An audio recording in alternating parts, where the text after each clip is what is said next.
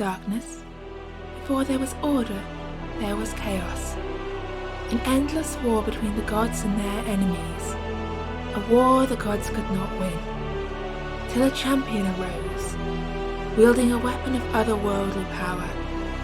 The war was won, the enemy banished, but the weapon was shattered, its fragments scattered across the new formed world. Now, thousands of years later, many seek the fragments of that long-lost weapon. Among them, our 5 brave heroes. The druid, troubled by dreams and his own temper. The blacksmith turned warrior in search of revenge. The raider, determined to protect her friends and her growing family. The traveller from a distant land, guardian of those down on their luck. And the girl willing to sell her soul for a taste of adventure. Their hunt will take them to distant and dangerous lands, far beyond the borders of Isfjell.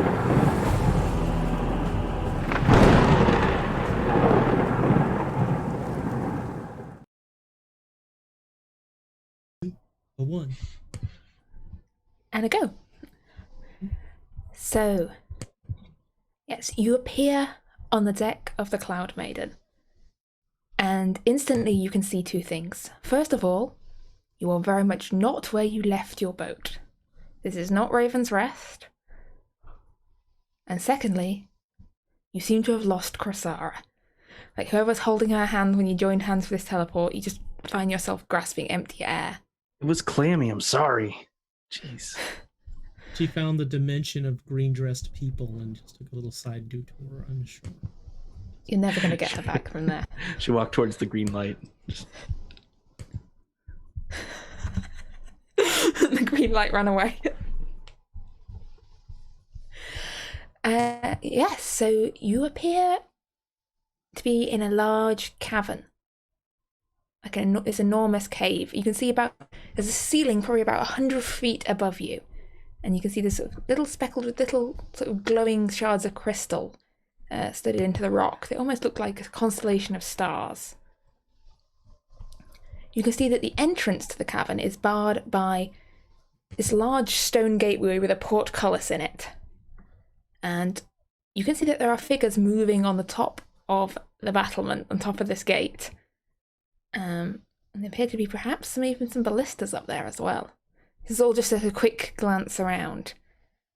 And there's several buildings built into the walls of this cavern. And as well as your ship, there are 2 other boats here, sitting in this cavern. There's no water here, but you recognise one of them as the Gith ship that you last saw on the bitter ice, the larger of their vessels, the one that they were repairing when you last saw.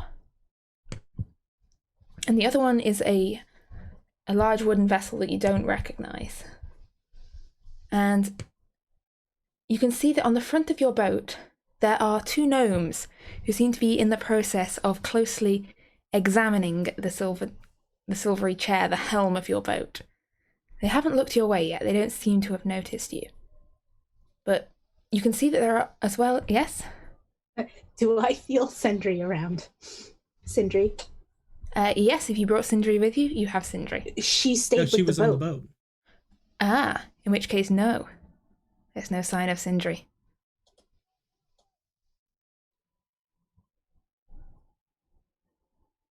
Torvald will immediately, grab for his weapon. No one has noticed you yet, but you reckon you've got a very brief moment before someone sees that you've just appeared on this boat. What are you going to do? How Yes, tall is okay. the ceiling and what is the diameter of the room? The ceiling is 100 feet high, and the room is, from about 150 feet in one direction, and 160 or so feet in the other direction. That's enough. Torvald knows what I'm thinking. So yeah, you can see various figures moving around in this cavern. Yeah, you've got, I'd say, less than a minute probably before someone's going to spot you here. So We see anything you how do? many total? We see the 2 gnomes. You can see there's 2 gnomes on the front of the boat. On the boat. They're the only ones we see on the boat. Only ones you see on the boat. Okay. You can see over here is the entrance to the cavern. You can see sort of glimmer of daylight outside this massive portcullis gate. And you can see about 4 figures moving around on top of there. I'm trying to shrink the map so it'll fit on the Twitch display. Sorry, so bear with this is me possibly here the most a enormous and convoluted map I've made yet. Enjoy. I don't know that I'm going to get all of it on the screen for the Twitch. The top bit's probably important for now rather than the bottom bit. You can't really see too well what's on the other side of the boats because the people are behind the boats. But you can see there's some figures moving around on the deck of the Gith vessel. So And you can see this. The Gith vessel's the one with the little wings. Yeah. The portcullis you were referring to is closed. And that's this one up here on the here? left. The portcullis is over on the left, this massive stone gateway. You can see Okay. 2 guards on the steps of a building up this direction. And you can just make out a couple of other buildings behind the 3rd wooden boat. You can see people moving around that direction, but you've not got a great sight on what's going on behind the boats. So yeah. What are you doing? Torvald, fight or hide? Well, I'm not really good at hiding. We can try, but I don't think it'll work very well. I think our options are fight or talk to him.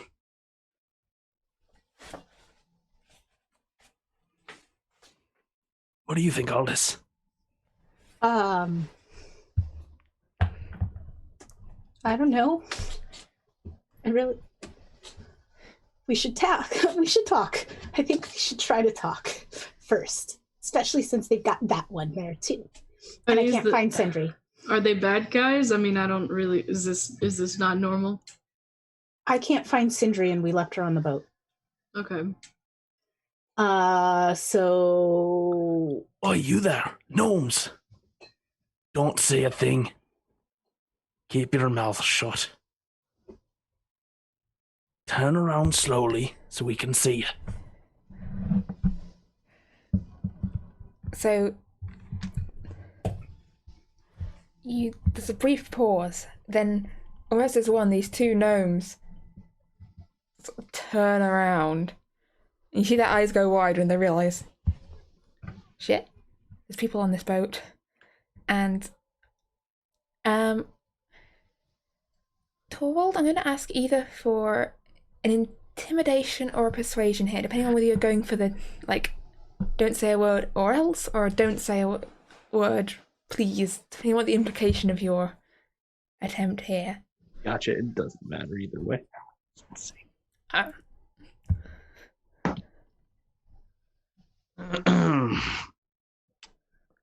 Well, if it's persuasion, then yeah, it's a 9. A 9 there. 9 total. Yes. There's a brief pause, and then one of the gnomes shouts, "Help! Intruders!" And at this point, I'm afraid I'm going to need you to roll initiative, please. Well, I guess that takes talking out of the question here. You could have said you picked fight. Well, ended up the same way. Bear in mind that if you, like, this might not necessarily have to go to a fight depending on what your actions you take, but there's definitely, as the shout echoes out around the cabin, you can see, like, the archers on the top of the gate sort of turn to look down and you hear, shit, where did they come from? We'll tell you, you shouldn't be keeping watch, Bryn Lane. How did they just...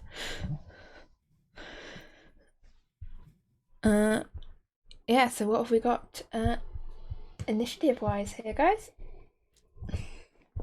I'll roll the 10. A 6! Yeehaw!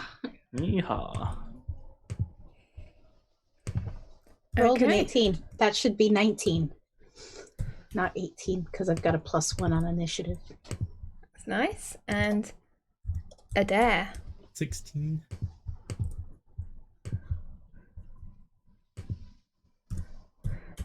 Okay.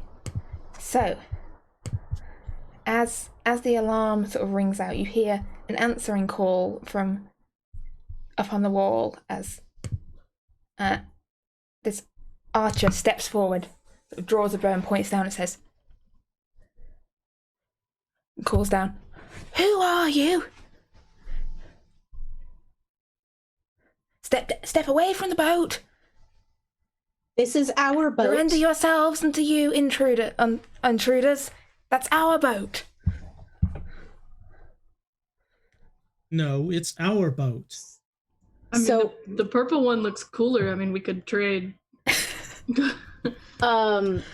So who's the one with the axe pulled on us right now? So Can you ping him on the map? Yep, I will ping him and put a little Okay. blue This dot on him. Thank you. Yeah, the others are stepping forward, but he's the one that's doing the talking. All right. I'm going to hit him with an Eldritch Blast. There are so many people in this cavern. Well, The time for talking is goes over, it talking. seems. They said it was their boat, but it's not. Finders keepers. So a 19 and a 7, but I have a +8 for attacks, so that's a 27 and a 15. The 15 will not hit, the 27 will. Okay. Please roll some damage. And Adair, you're up next. As we engage in the battle in this Where's my D10? excessively large cavern. That's a 9 force damage. 9 force damage. Okay. Alright. I'm So, aiming for the hand with the bow. you see him sort of flinch. He holds onto his bow as he flinches back and calls out, "To arms! To arms! We're under attack!" And is there anything else you'd like to do, Eldest? You've still got your movement and your bonus action. Well, I don't have anything really for bonus action, and I'm going to stay on the boat. Have we slept? Yes, we had a long rest. Yes. we had few You had long several rests. long rests. Yes, we were very rested. Great. I know So that you means your very hit well points did, are so 3 I was times. like, 'cause what? no. Okay. I'll press the button many times. I usually do it. I have that weird, like, you know how you save before you press save and quit. I always do Yeah. that. I'll press long rest like 3 times just to make sure. Just 5 I'm more with you on minutes. that. Is Adair? there anyone manning the ballistas that we can see up on the? No one seems to be manning the ballistas. Okay. Uno can. Uno will. Uno volunteers. I'm going to put my hands in the air and say, under a strike them, call forth a cloud, call a nice storm cloud inside of this building, and I am going to target the same, right between the 2 people where Aldous attacked, Okay. because they seem to be So- within 10 feet of each other, if I'm Oh, reading they- it right. So, They definitely are, yeah. okay. So And that that is going to be a is- dexterity save. Okay, that is a 14 and a 23. Right, so You watch as, the 23 saves. when you see he dodges out the way nimbly, and you hear him swearing in Elvish. Sorry, I'm trying to gather enough details. Give me just a moment. I should have been ready. I don't know for if any this of you and I wasn't. speak Elvish. That might be relevant shortly. Just I speak Sylvan? Yeah, I speak Sylvan. I don't know if that counts, though. does not. It's a different language. Same alphabet, different language. Elvish, she said? Elvish. Probably not. We'll check just in case. Nope, not at all. That is going to Phantom. be 29 lightning to the person who failed, and half that Ouch. to the other.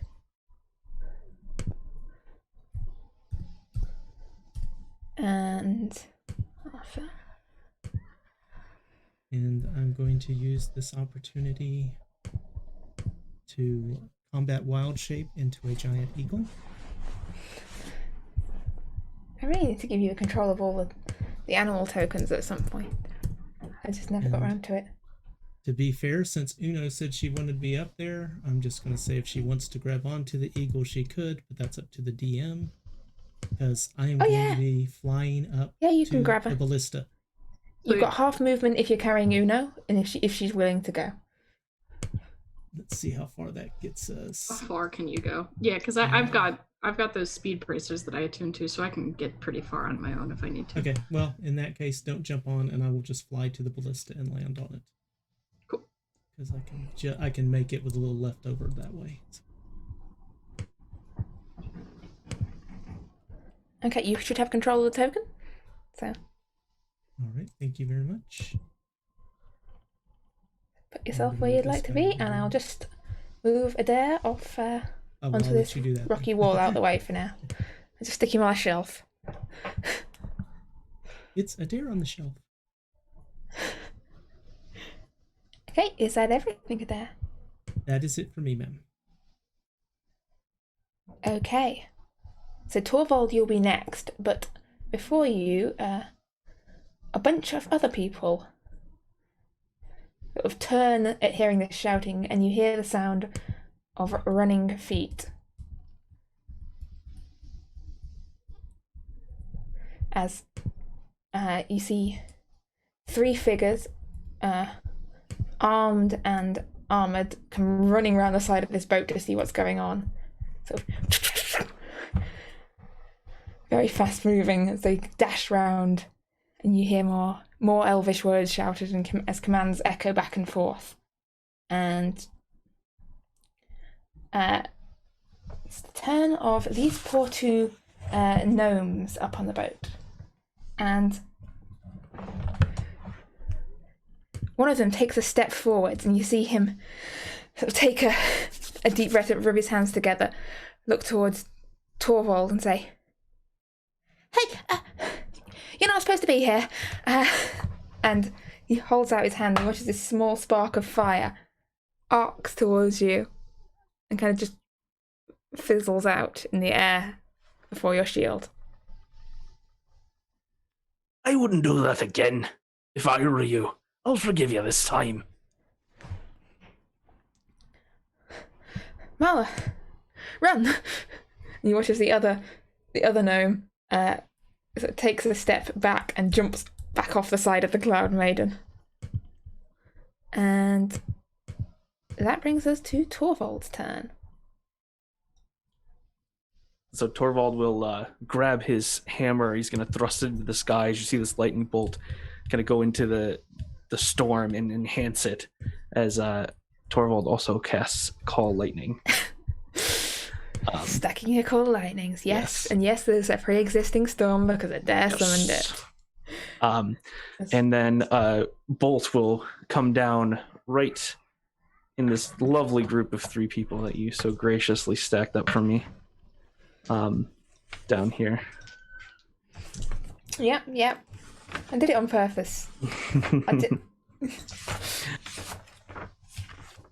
Just like to give you a nice target. Look. Yeah. They weren't expecting it to start raining lightning. It's a DC 17. Okay. Ooh. Dex. That is a 19 from the boss. And a 14 and a 17 from the other guys.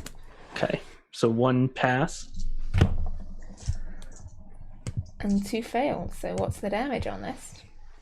All right. That is going to be 18, 24, 30. Ouch. 30 lightning damage. I feel like you and Adair should start a little competition. I have an unfair advantage with lightning damage. You You're do. only 1 point more than I did, so you know. It's true, but I didn't use said advantage. Well, I had an extra die, I guess, unless you cast it at higher level. They're all still standing, looking slightly frazzled. You see their hair standing on end as they look up. And you get to more what you assume is swearing, and another shout echoes out. And you hear this one first in Elvish, then in Common. To arms, everyone! To arms! And is that everything, Torvald? Yes, that's everything. Okay. Oops, I forgot that I put those 2 apprentices separately. They've already been. I will put them in the right order next time. Uno, it's your turn. Well, let's see.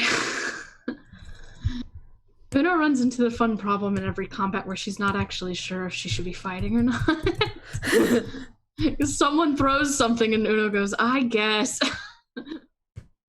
Let's see. I don't know. I mean,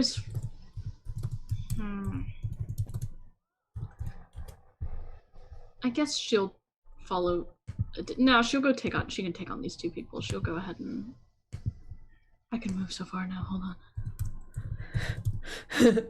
Yes. Like so I forgot fast. you've got like. That's scary. Bloodhunter with the big sword, just like teleporting to people. Dang. She's got her magic leg. Yep, I can get to him. I'm having so much trouble with this map for some reason. Okay, there we go. It's probably just too big. It's okay. I got a little over ambitious. Okay. Cool. I'll just I go think it's stand a right in nice between map. them.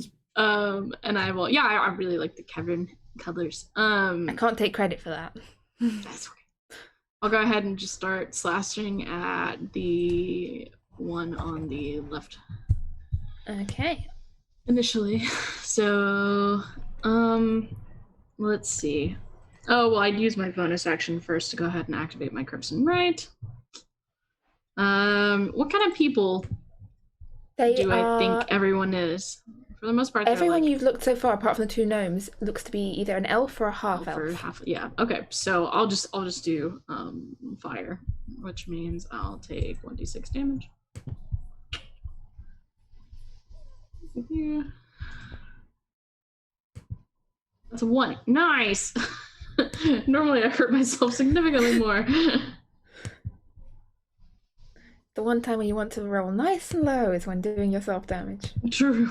That just Okay, cool. means this fight is actually worth it. I guess. And so she will go ahead and activate her Crimson Right damage, run up to them, and it's flame, so her sword is now flaming. So you just imagine this big woman going 60 feet in like a matter of seconds and just going slice with the flaming sword. You see the guard at the door kind of just blink for a sec, like, shit. Let's see. Come from? That'll be a 14 to hit. Not amazing. 14. Unfortunately, that just kind of clangs off the armor That's okay. that they're wearing. How about a 18 to hit? An 18 will hit, though, because Nice. they're not... You notice they're not, like, in full plate. This is more like, half armor, you don't want to be standing around in plate all day. It's going to be awfully hot and horrible. Perfect. Okay. Lost track of your token on the map. It vanished for me. Mine? Yeah. Oh, interesting. She moves so fast. It's very she far to the disappeared. north. Yeah. That No, might be it. on the Just, steps. okay, it's out of the scroll regions. Okay, Mhm. sorry about that. So that'll be 15 slashing and 6 fire damage to them. Okay, 15 slashing and 6 fire. Yes. And that'll be that. Okay, you just have 1 attack. I attacked the first time and it missed. Oh yeah. And I don't want to mark them or anything at the moment, so Okay. that'll be it. Alright, so Aldous, you'll be up in a moment, but first of all, the slightly bewildered people who were here to start with, Because as one guy, you hear of running feet over from the direction of the gift boat and see someone running up to the railing of it, and then sort of looks over towards Eldis, and you see this. He raises his hands, sort of weaves them back and forth in the air, and you see out of the air around you blades just starting to appear. The sort of air almost like crystallizes into this swirling cloud of razor-sharp blades whirling around you, Eldis.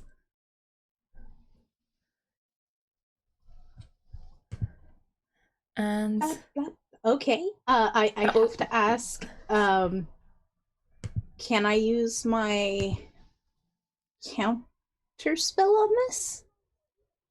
Or no? No, never mind. Never mind. I'm gonna say technically I'll say yes this time, but No, it's fine. Yeah. He's already if you cast wish to, you it. can. Nope, they've already cast it, right? So I'll just use my Hellish Rebuke as a reaction. Well, it's not caused you any damage yet. Yet. As soon as it does, that's what I want to do. Okay. So yeah, that will come into effect on your turn. As soon as it hurts me. Spells. So yes. Meanwhile, the archers up on the wall look around in alarm to see that a giant eagle has landed in their midst. Eagle has landed. You see this guy sort of backs away from the eagle. This guy backs away in this direction. And they turn, and all four of them fire on this eagle that's suddenly flown up. Because priority one, giant eagle that's just turned up in our midst. So this is going to be a lot of rolling, I just realised. So, first guy, that is a 7, a 20. That hits. Just keep a tally of how many hit. Mhm. Second guy. Yeah, the 20 hits that hard. is a 13 and a 10, an 8 and an 18, and last guy is another 18 and a 19. How many of those hit? Let's see. Anything 13 above. So you said one of them was a 10? Did I miss? Yes. Okay, I misheard that one and wrote it down. Is that 5 hits? Oh, 5. Okay. I'm going to roll it in here because the maths is going to get... Yeah. Do it the easy way, right? See, It all is just rolling going to in sum up anyway. my d10s.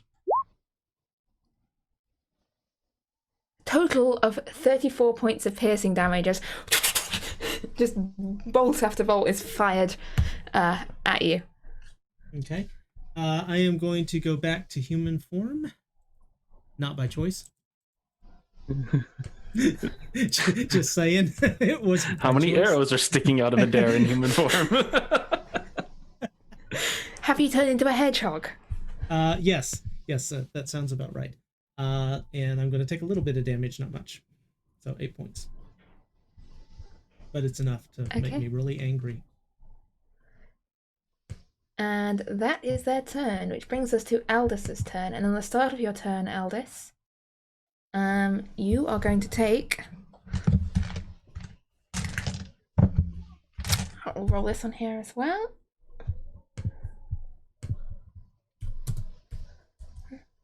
Uh, 64. Oop. 6d4 or 64?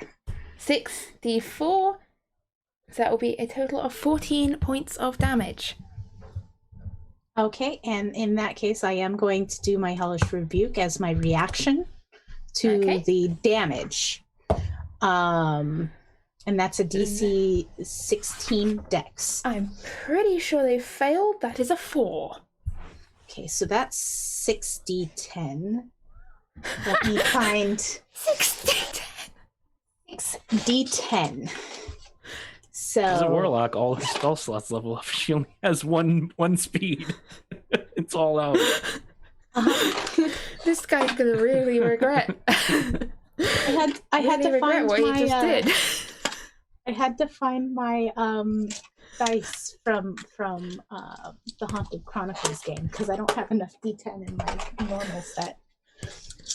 I also So appreciate that currently the Hellish space you're in says is- you point your finger at them like she's like, no. And I do. Bad archer.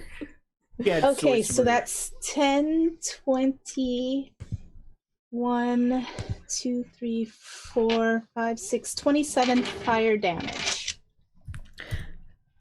That guy is very singed looking. His hair's on fire, his cloak's on fire, and he's just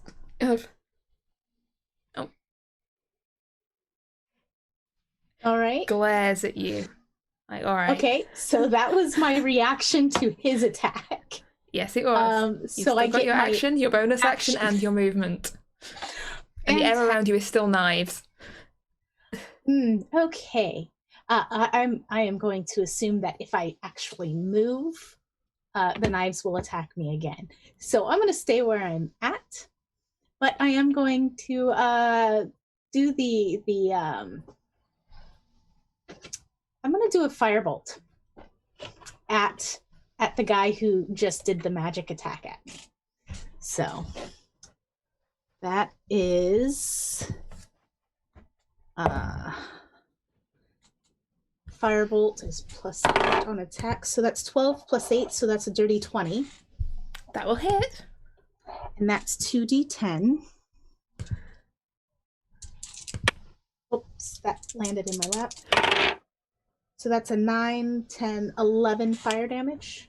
Oh, he is still standing, but looking like completely like singed, like eyebrows missing, just Balding everything's just because the smoking hair is lightly. melted. Okay. Yes, but he's not dead yet, and miraculously, his cloud of daggers is still up. He's still concentrating despite the fact that, like, his underwear's on fire. He's like, focused. I've got one mission here, and that All is right. And you. I'm going to say aloud, this is our boat. Aye, what she said. We found it. You killed my cat. It evaporated. It was still my cat, and this is our boat. Funny, the guys we got in prison say it's their boat. Well, do they have a way to And- teleport to it? Because we certainly there. do. It's your turn. Do I need to Alice, make a you sure you're not got using your bonus action? And you sure you're not moving? Do I need to make a concentration check for the concentration spell I had running? Yes, you do. Yes, you do. And let's see, what will the DC on that be? It's 10 or half the damage.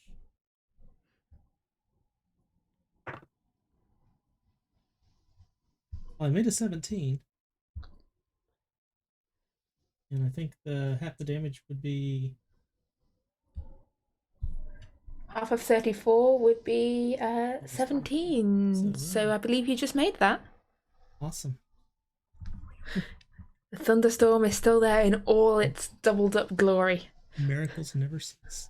In that case, the two Thunder guys watches that over are, you. the two guys who are standing on that, whatever you call it over there. Parapet, Yeah, that'll work. tower, Yeah, sticky up bit. they're getting zapped again. So that'll be a Dex with a DC of 16. Oh, they both failed that. Let's not talk about what they rolled there. And that will be 27 lightning to them then. Hey, I'm actually... My dice are in a good mood today. I'm pretty happy about this. Okay, they're both still alive, but the first guy who was shouting at you is looking decidedly frazzled. And I'm going to use my bonus action and shape into a cave bear. Okay. And I am going to... That's use large, my- right? That's... Yes, it is large. That is correct. If you only have a polar bear, I'll go with that. It's the same stats. But cave bear sounds I better. have a than bear. cave. I just have a bear. Ah, okay. That'll work.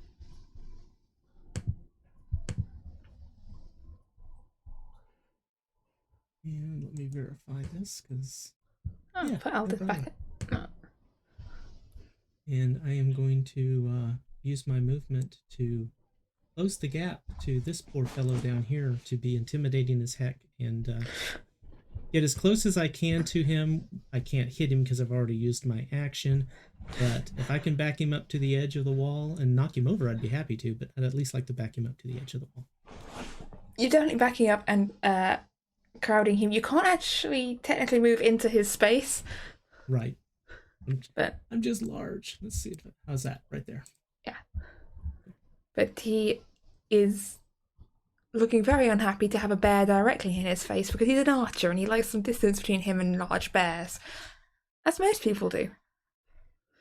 And is that everything? I would like to think that the arrows are still sticking out of me and can be used as a weapon in the future, but yeah, that's everything. Porcupine bear. Okay. So, it is the turn of all the melee people, and we're going to start off with these two people up on top of Uno, as they both turn to deal with the surprise flaming sword wielding giant woman who's just appeared out of seemingly nowhere. And the first guy takes 2 swings at you. That is a 19 and a 14. No? No, you got 1 hit. 1 hit? Okay, so he swings this great sword at you. Ooh, a great sword buddy. Great sword buddies. She'll have like It's a bit of like respect for this person. That is 13 points of slashing damage Fine. from this guy on the left as he swings it round. You go, who are you people? Your worst nightmare. You're not there. I can't hear him. This is all kind of... You probably... It's debatable if you can hear it over the thunder of this storm you have summoned in a cave. Meanwhile, the second guy is taking a swing at you from the other side, Uno, and that is a 23 and another 14. The 23 hits, 14 does not. Okay, and luckily this guy... Ooh, dice going everywhere here. It's just scattering wildly across the floor. I try and keep it. Oh, top tip for DMs. Limit the size of your map and the number of things you're involved in a situation. And don't let a wild pack of dogs outside in your game. This guy's only got a short sword, so that will be a 7 points of slashing damage. Cool. Okay. At the back from behind. And this guy is still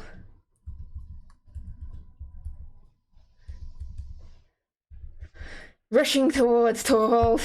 There's a lot of space to cover here as these guys carry on running up, still in tight formation.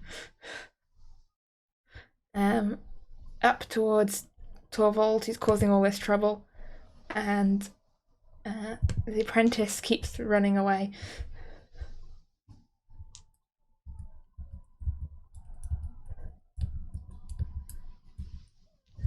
And that brings us to Torvald's turn. As you see this gnome just scampering off under the ship going, nope, nope, nope, nope, nope, nope, nope, nope. Well, I can tell you're not very smart. And Torvald's gonna point his hammer at them, and they're just gonna see this like spark, just like in front of their face. And then this bolt of lightning is just gonna come right down from the sky and just smack right in between all of them. Okay. Yeah, they're not smart. That is a 3 and an 11 from the guys at the back. And a 5 from the guy at the front. So full damage for all 3, I believe. How hurt do they look? The guys at the back look pretty, like, shocked, you know, hair sticking out. They're barely keeping up with their leader. Their leader, on the other hand, doesn't seem to really be that bothered by this. Like, they've brushed this off. They keep running forwards. So you just see, like, as the bolt of lightning comes down, it just enhances, gets larger, and as Torvald channels divinity, and it's going to do 40 lightning damage.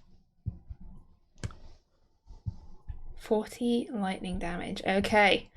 So, the leader doesn't even seem to look around and notice as the 2 guys at the back just drop to the ground. Like these smoking piles. And It's also going to knock the leader back 10 feet as well. okay, in which case they will notice. You're gonna go As he flies like, past them. weaklings. He flies backwards past the dead bodies.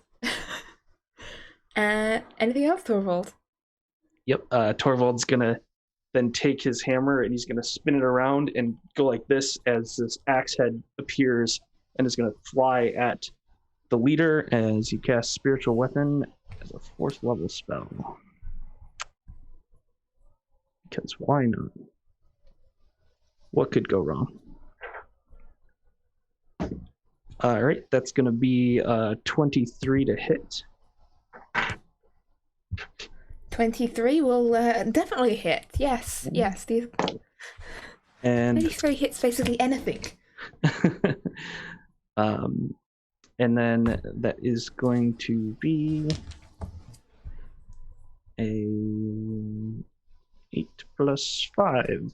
So it's going to be 13 force damage. Okay. 13 force damage. Still up. Still undeterred. And is that everything? Yes, that is everything. So, up at the top of the map, Uno, you see as these steps you're standing on lead up to this big stone archway with a heavy-looking wooden door set into it. And as you're busy sort of exchanging sword blows with the 2 guards, the door itself opens. And a woman steps out onto the top of the steps. Hello. You see, Howdy. she sort of looks down. She's probably about your height, but she's standing like a little bit higher up the steps, so she looks down on you, and just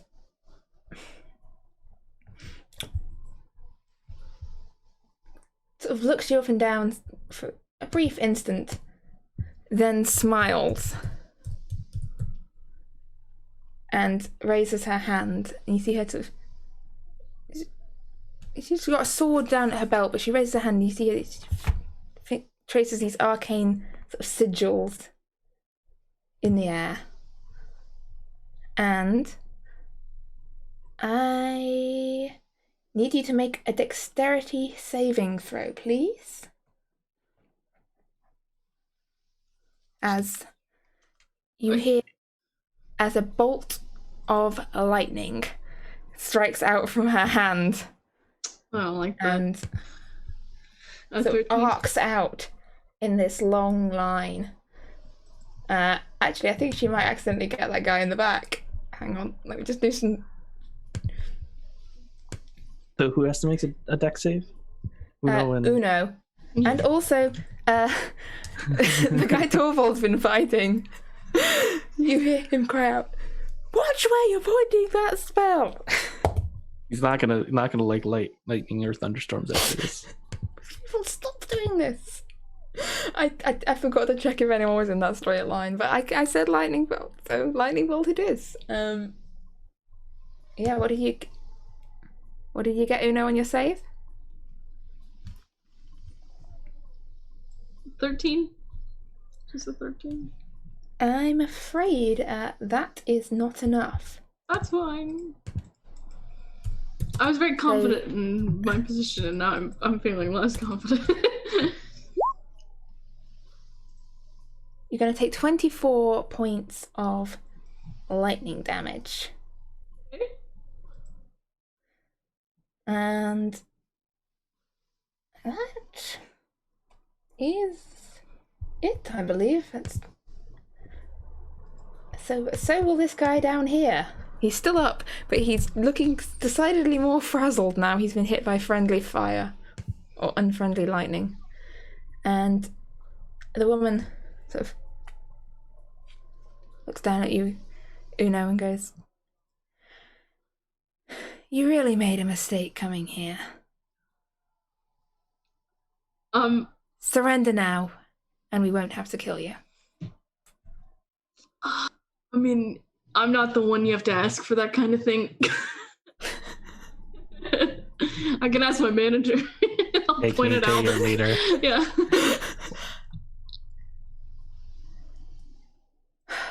Surrender now and you don't have to die. Whoever's in charge here.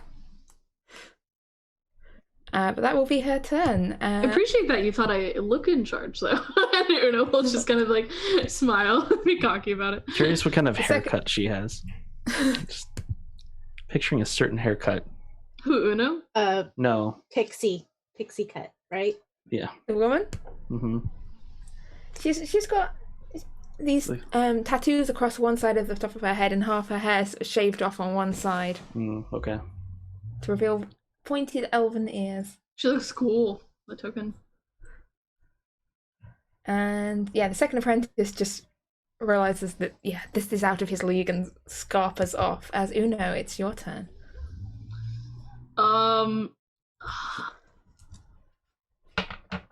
In favor of surrendering, Uno will go ahead and not do anything. Okay. She'll stay where she is. She'll stand the ground, but she won't attack. And she'll just kind of keep eye contact. Yeah. You've got the option to hold an action if you would like, but... Yeah, I mean, if no one else surrenders, I'll go ahead and attack. I probably won't attack her. I'll keep attacking the underlings. Okay. Well, hold on. Can I hold... Actually, I'm pretty sure I can just do this anytime. Let me look.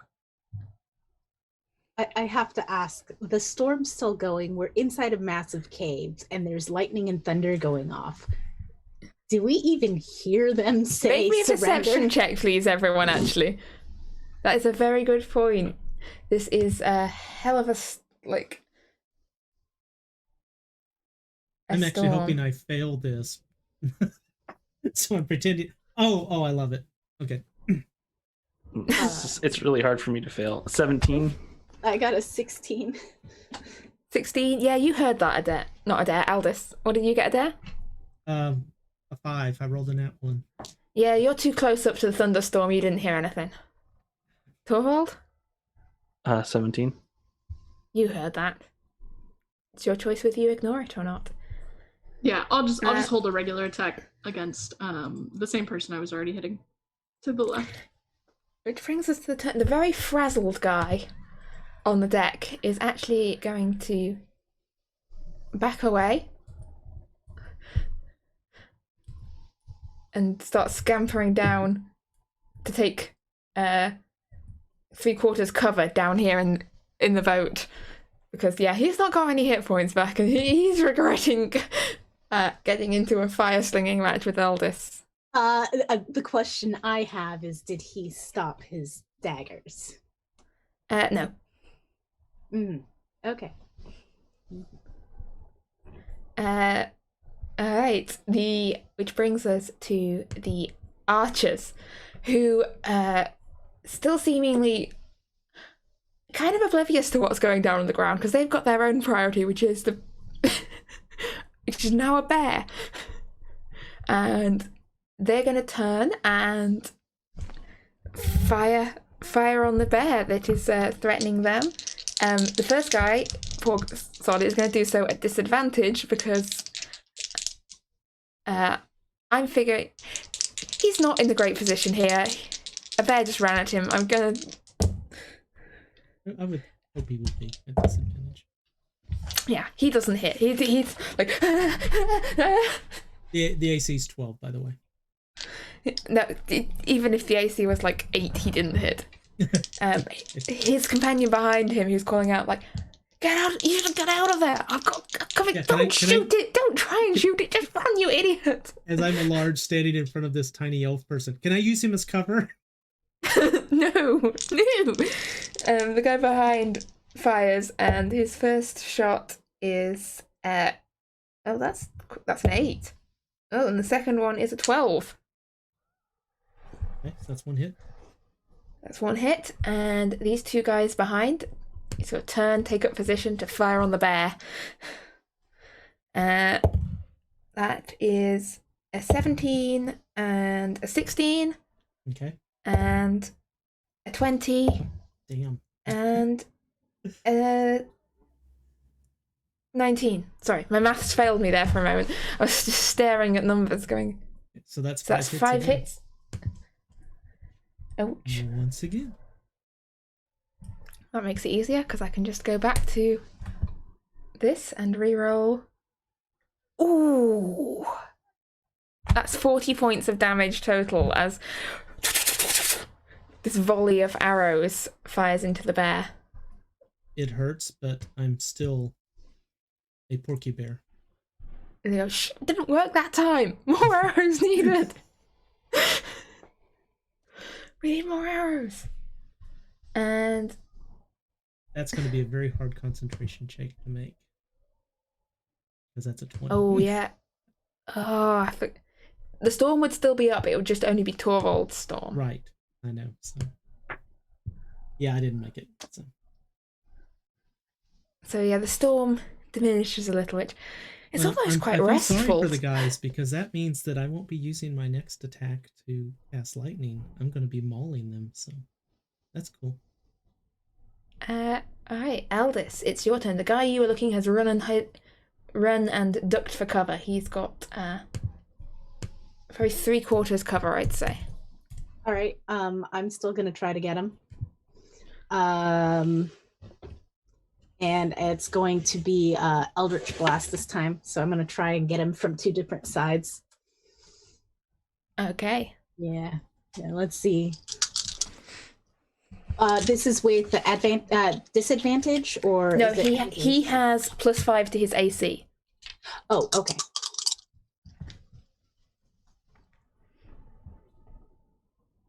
$18 and a 10. The 10 will not hit, and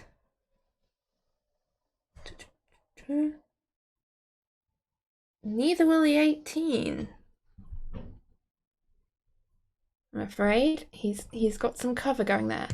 But what I do need you to do is I need you to take some damage here because you're still standing in the cloud of daggers. Okay.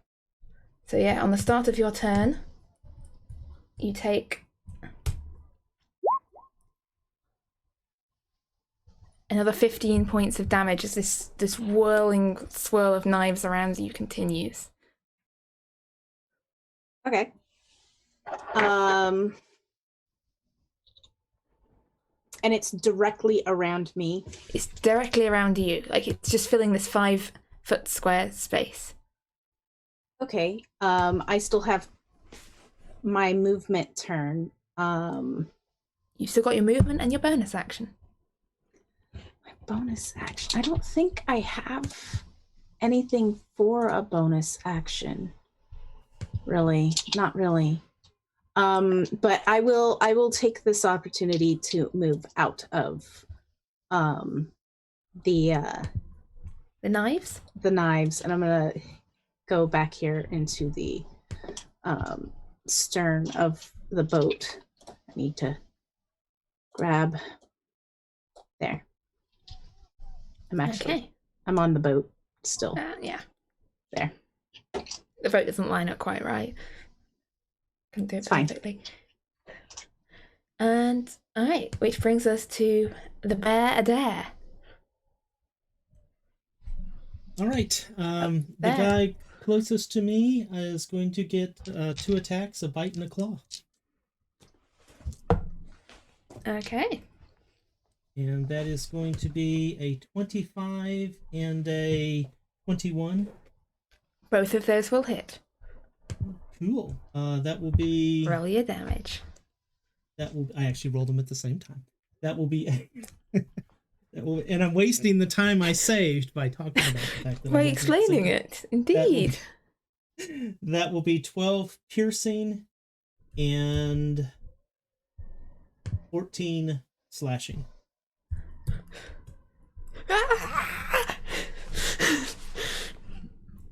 He reacts accordingly as you would by being mauled by a bear, but he's not dead. Not by a long shot. These guys are way too tough. I will use my movement to again stay as close to him as possible and press the advantage and, try and scare him. So.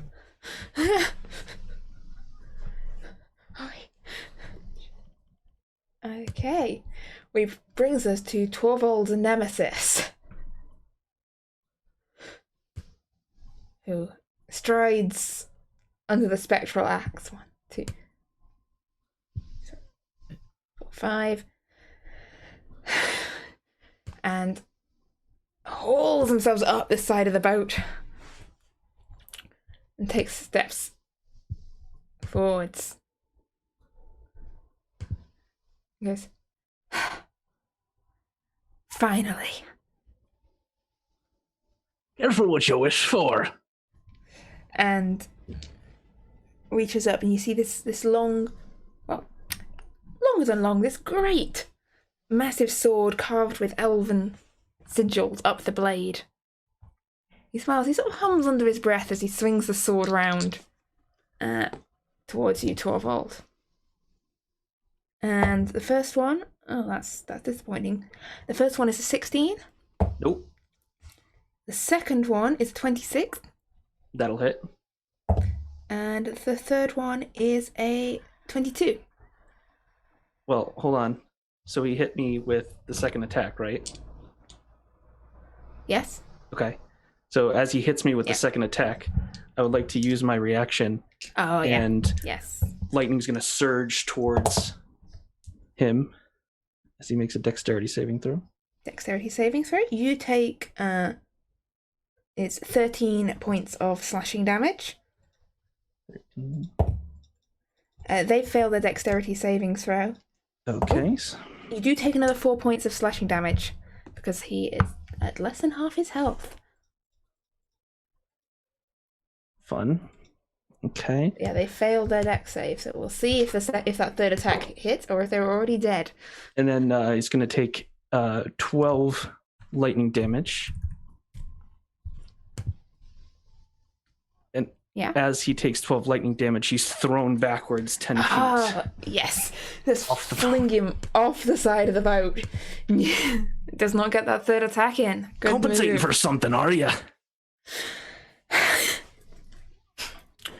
Right. Not done yet. Told you to be careful what you wish for. Come back and try that again. I dare you. Yes. He hears back. You guys over there, stop slacking and get in this fight. They seem to be dithering their ways. You see 2 other guards coming running up towards the boat, but they're not quite running as fast as they could be doing. They're definitely dawdling a little. My concentration check was a 23, so we're good. And the 2 guards on either side of Uno are not attacking. You see, they've got their hands on their weapons. They're just looking from Uno to the wizard.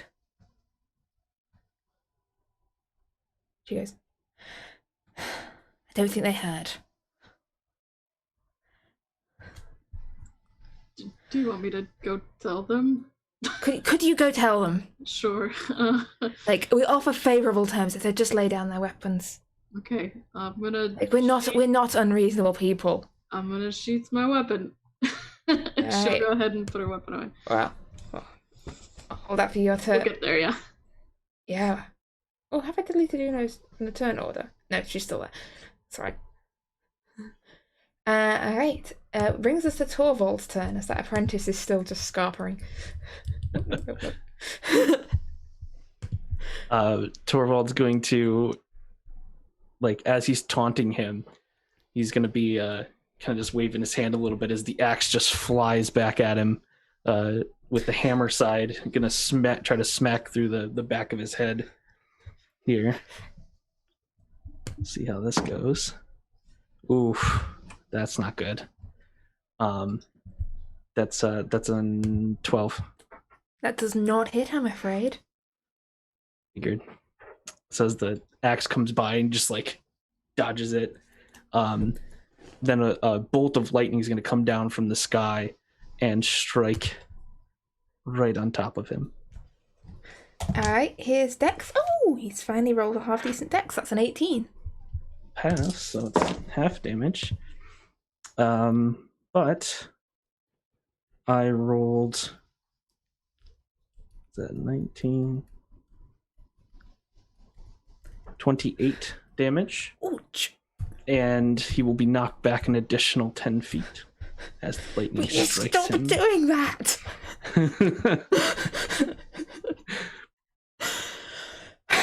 Well, you could give up. No, never. Never give up, never surrender. And then Torvald's going to move over as he duplicates himself using mirror image. He's going to avoid the daggers, and he's going to go over and stand next to Aldous, so he's on the boat there, and kind of just be close to try to protect her if he can. Okay. The female wizard up near Uno just reaches down. You see what she just locks the door behind her. He goes, yeah, I think it's best you go talk to them. I'm not sure they will listen to me. I'll hold off. I'll give you a couple of minutes to see if you can get through to them. If not, I'm afraid I am going to have to kill them.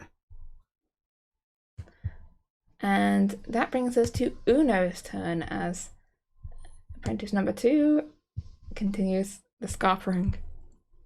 Cool. Oh, I wouldn't know who heard or not. But I see 2 people together in one spot, so I'd go to them first.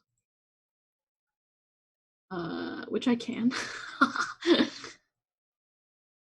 What is this white square again? Is it somewhere that I don't want to be in? It's full of knives. Okay. Cool. Hold on a minute. Let me change my path. Let's see. I could just come here and yell at y'all from the side of the boat. That'll be good. Okay.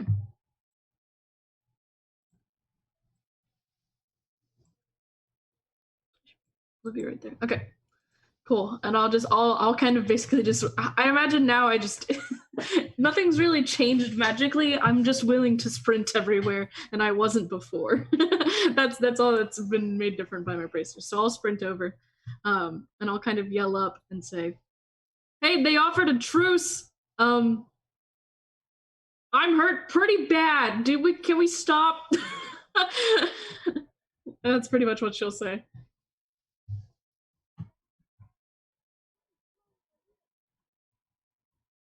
Do we hear it?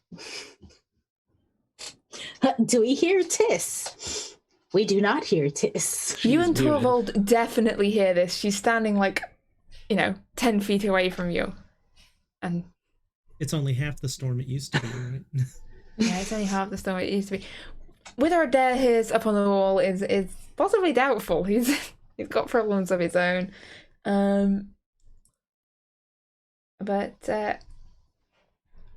Yeah, well, we'll get to... if you can have some free action talking if you'd like. as long as you keep it brief.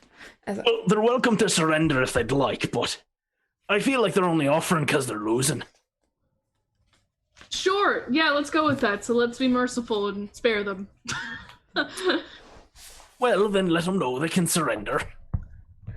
In the meantime, I'll be beating up the sky down here. It's really getting on my nerves. Okay. Okay. So that brings us to the turn of the poor singed guy, who is going to back down a little further and hunker down even into this corner. Do his own thing down there. Can we name him Cinder Alpha? Yes.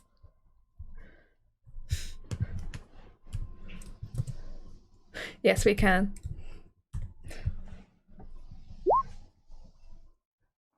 And meanwhile, all the archers up on the wall are still dealing with their bear situation.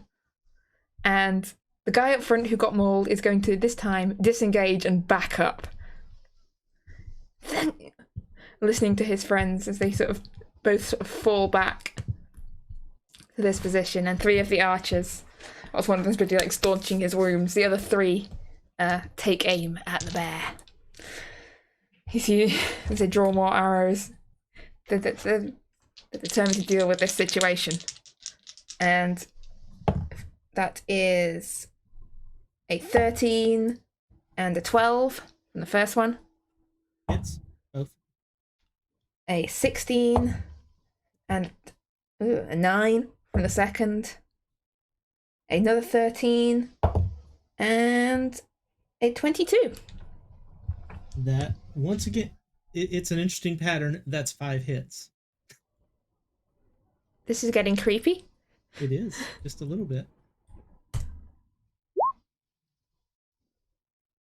Only 36 points of damage this time. There was another hail of arrows. That's quite a bit. So, I am back into human form, and very, very, very, very, very, very, very damaged.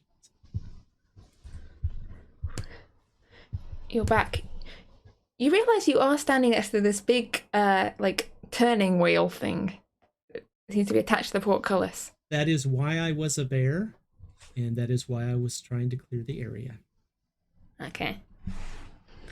But that brings us to Aldous' turn.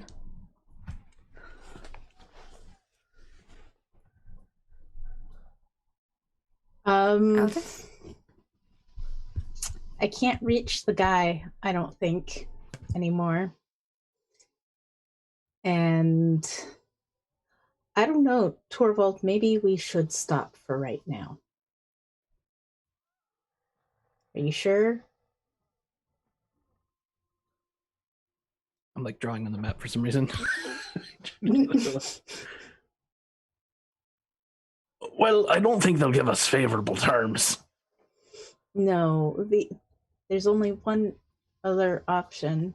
I can try to get into the bag.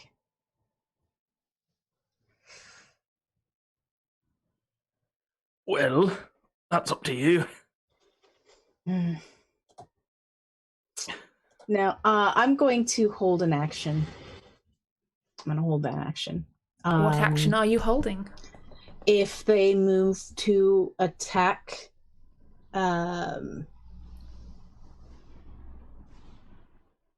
me, I will hit them with an Eldritch Blast. Who are you trying to hit that you don't think you can hit, by the way? Oh, because he's in 3/4 cover. I can't. Oh, gotcha. I thought you meant range. I'm like, geez, you can hit anything on this map. No, he's ducked down because the different levels of the ship. He's essentially sheltering under the edge of this upper deck. Gotcha. Yeah, and I don't want to teleport over there. All right, Adair, up on the wall, no longer a bear. What you doing? No longer a bear. Adair's going to point at the ground in front of him, and a small spiritual badger form is going to appear in front of him.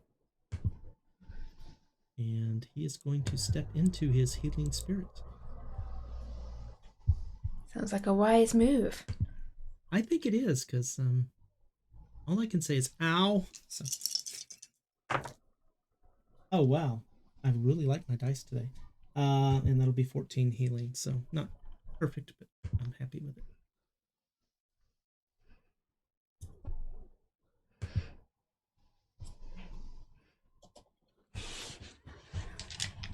Okay. And I will then just hold up my hands. You're just holding up your hands. Just empty-handed. The archers sort of looking to each other and looking at you.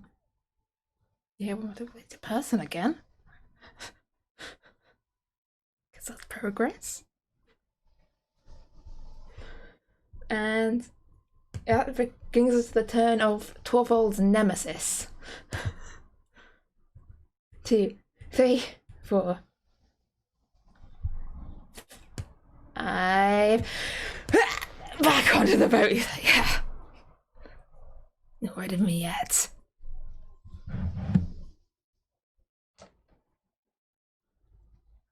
You ready to lay down your arms? He just stares at him. He takes a swing with this great sword. I think that's pretty lousy, that first one, actually. Yeah, that's a 14. Yeah, he smacks the sword away with his hammer. He swings back round for a second attack. That is a 17. And then he swings his hammer back and knocks it the other way this time. And he swings around for that third attack. And that one is a bit better. That is a 23. So as he swings the hammer, he kind of like overshoots it and kind of blocks it with his gauntlet as it kind of digs into his arm. And then you just see lightning surge across his arm again. And just to make a dex saving throw. So dex saving throw, that is a 12 on the dex from him. That will fail. And he's going to take 10 lightning damage and be hurled 10 feet. okay, and you take 10, 15, 21 points of slashing damage. Okay. As he strikes his blow and he hurls backwards. I can do this all day. I'd like to see you try.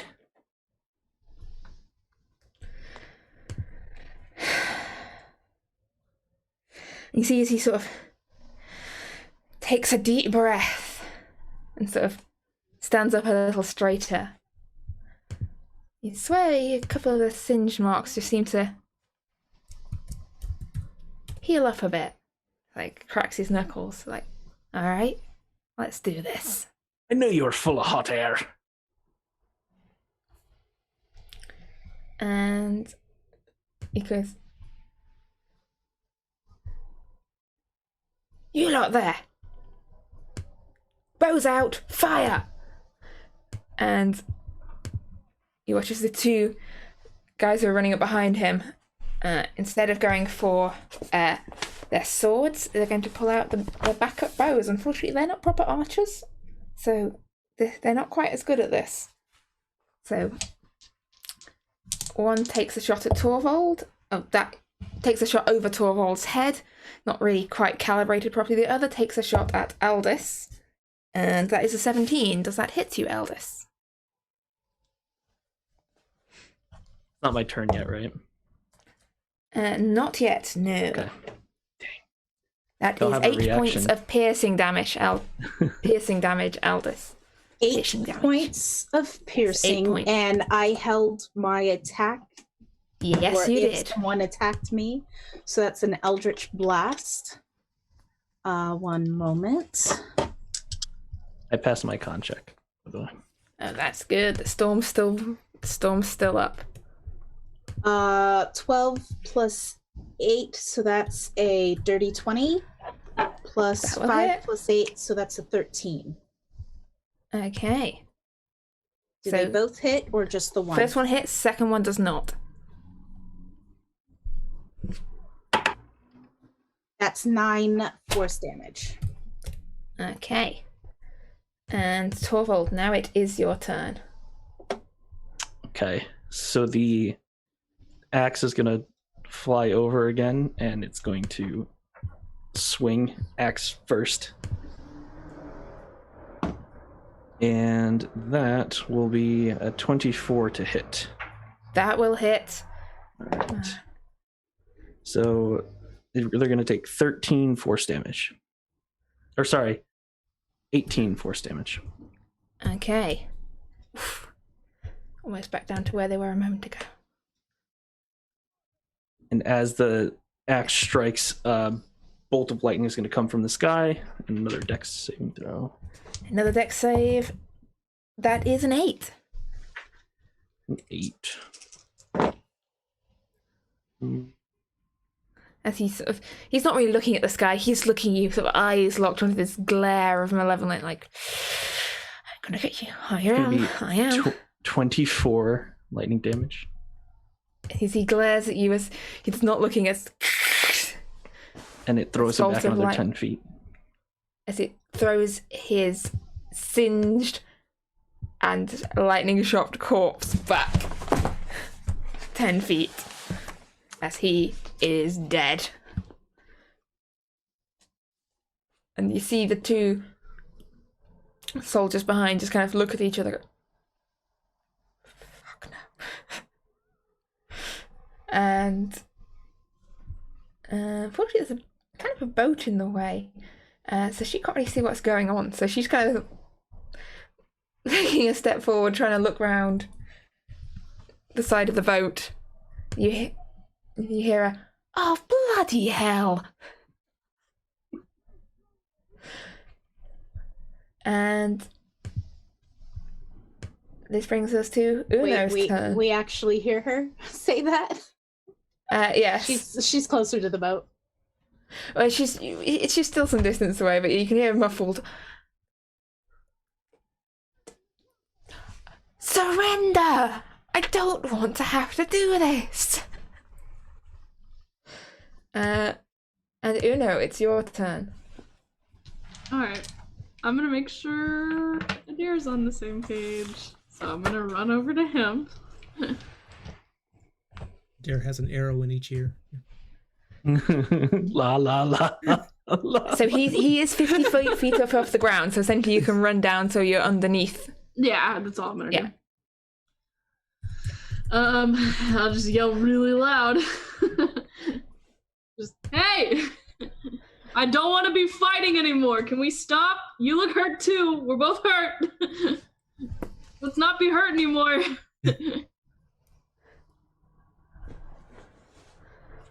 They've offered to surrender, otherwise they're gonna kill us. We'll see if he hears. I'm gonna say make me a perception check there. Although really, if you're not trying, you probably hear this. Yeah, if anything, I don't Either want way, him I to be heard listening. it. Okay, good. Yeah, you heard that. Yeah. Great. I'll also convince Torvald and Aldous to stop.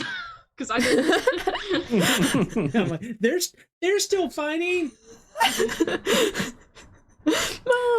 Mom, they're still I fighting. tried to It's stop. fair. Hey, I I've got something tried to planned up stop. here.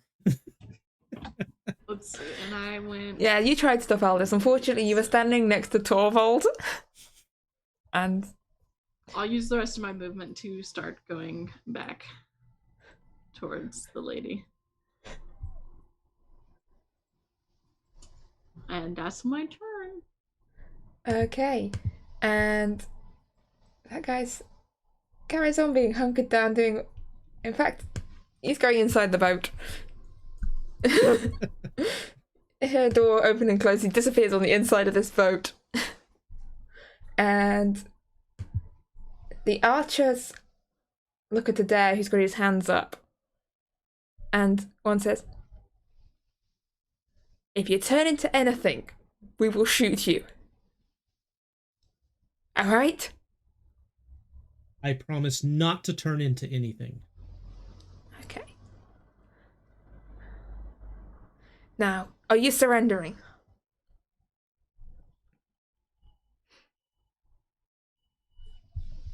If they do.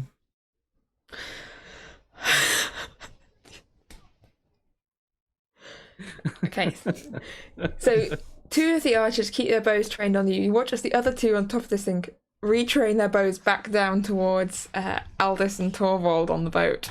I mean, you do understand, if I were to surrender and they didn't, I would look weak. And you see the short guy down there? I cannot look weak in front of him. Aldous, what are you doing?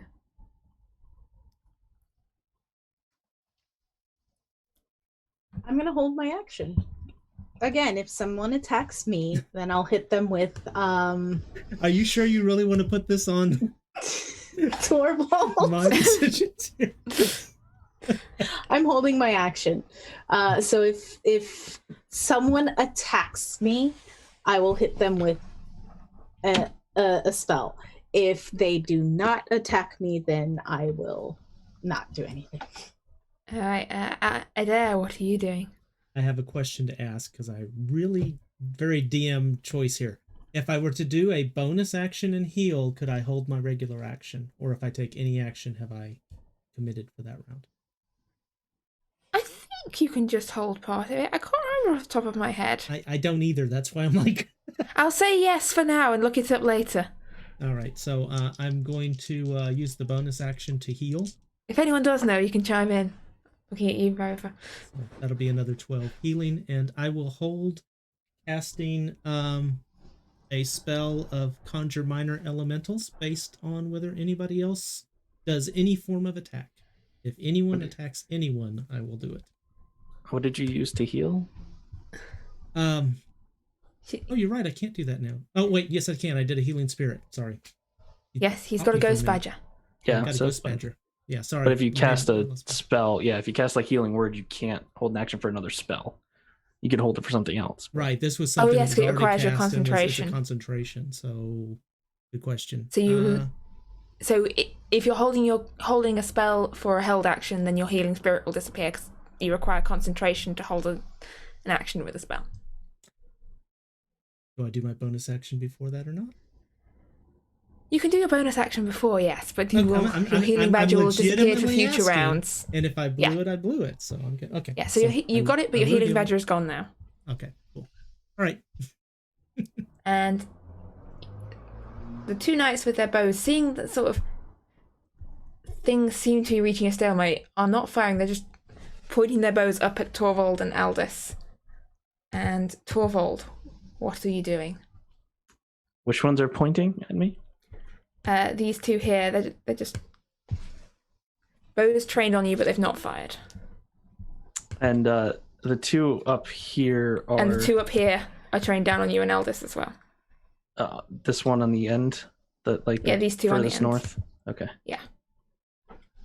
So... I'll rejig them so that they're standing on the wall. They have plenty of movement. So a lightning bolt is just going to come down and hit them. Okay. But who knows why? There's a storm. They're up high. They should be smarter than that. So that's not Torvald attacking. It's just the lightning bolt coming down, and sure. I'm not sure this is going to stand up in court. And it's gonna come down right here, by the way, right behind them for some reason. I think I can see what reason this is. Yeah, that will, I'm pretty sure, be a failure on both those parts. So that's a 10 and a 12. That is gonna be 32. 32. Mm-hmm. Well, one of them is most definitely dead. The other guy's also... What happened to him? Oh, I think he got hit by lightning before. Yeah. So they're both dead. Hit by an eldritch blast before. That was it. And their bodies just fly off of the... Just fly off. Just these 2 corpses just... And... If it's 50 feet up, then they probably travel a little further than 10 feet. So, just... There's a splat. They went pretty far. They arc outwards and land quite near to Uno on the ground as you just see these two elves just come basically out of the sky, still And crackling with elves on electric mission. energy. And Torvald's gonna be like, Axe, come back to me! And it's gonna fly towards them and attack this one. No, not that! It's gonna attack. That's gonna be 23 to hit. 23 to hit. Yeah, that will hit. Alright, that's gonna be 17 force damage. Alright, and that guy is going to use... Those two guys use their held actions to fire at you. Mm-hmm. And that is a 16 and a 6. No. Clang, clang. Arrows off armor. And the woman who Uno was talking to comes walking around the side of the boat to investigate what was going on. I told you not to attack him! Yes, Adair, you were holding... And so was Aldous, I do believe, because Aldous they was if it- attacked. Yes, yeah, go for it. Oh, If you attacked think it's... okay. Yeah. Adair, Well, in go that for case, yours. Since I'm going to make the statement, oops, your guys attacked my friend, and a fire snake is going to appear in front of each of those two guys on the carpet in front of me. Oh, a fire snake. I like it. Yes. I don't have a token for those, so... Just fireballs would work again, I guess. So. No. I think you get these beautiful artistic renditions of fire snakes. I think it works good. Those are fire snakes. Awesome. And Do since they that need was to my roll helmet- initiative? Or they can operate on mine. It's up to you. They can operate on yours, that's a lot easier. Although it might put them in sooner, but not. I'm joking. They are there. Okay. They're fire macaroni and cheese. They put buffalo sauce on it. fire macaroni. Spicy snakes. That's what they are. Spicy jalapenos. So- Spicy. Yes. The wizard sort of was walking around, comes the edge, looks up, and she's seeing all this lightning arcing around. And she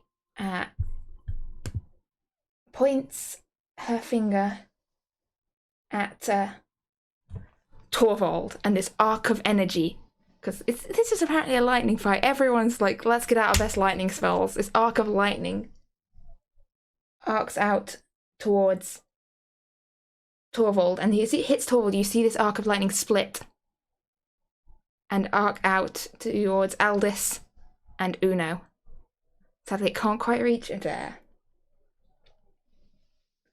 Is that a save And- or an attack? Or I need What are you doing? everyone to make me dexterity saving throws, please. Me too. So, Uno, Aldous, and Torvald. I just ran around for nothing. I warned you. I got a 12. This is I've worse got than a last time. 5. Oh my. That's failures, I'm afraid. I got a 7. So That's 3 failures, I'm afraid. I did my best. how much damage am I getting, and can I hit them with Hellish Rebuke? If you're still up after 42 points of damage, yes. I am not still 42? up after 42 damage. 42. Bye. Good night. We'll go to sleep. So we take As this chain lightning take like 42. arcs out, jumping from points of person to damage? person. Yes. I don't know if you get anything against... It is lightning damage. I don't know if you have any... I don't. Sleepy time. So Uno's down. Oh yeah. Aldous is down. Torvald, are you still up? Yes. Alright, Torvald's still up. And as this lightning arcs off, as Uno and Aldous hit the floor, and the wizard sort of, I warned you. I think this is a good moment to take a quick break from this epic confrontation. What is that? Sounds good. Right, roll Dang and it. break. So before the break, our players managed to get into a fight on a very large, complicated map with some very complicated enemies. And I'm not sure who's winning at the moment. The enemies have taken heavy casualties, but Aldous and Uno are now down on the ground unconscious. And Uno, I need a death save from you, please. And do.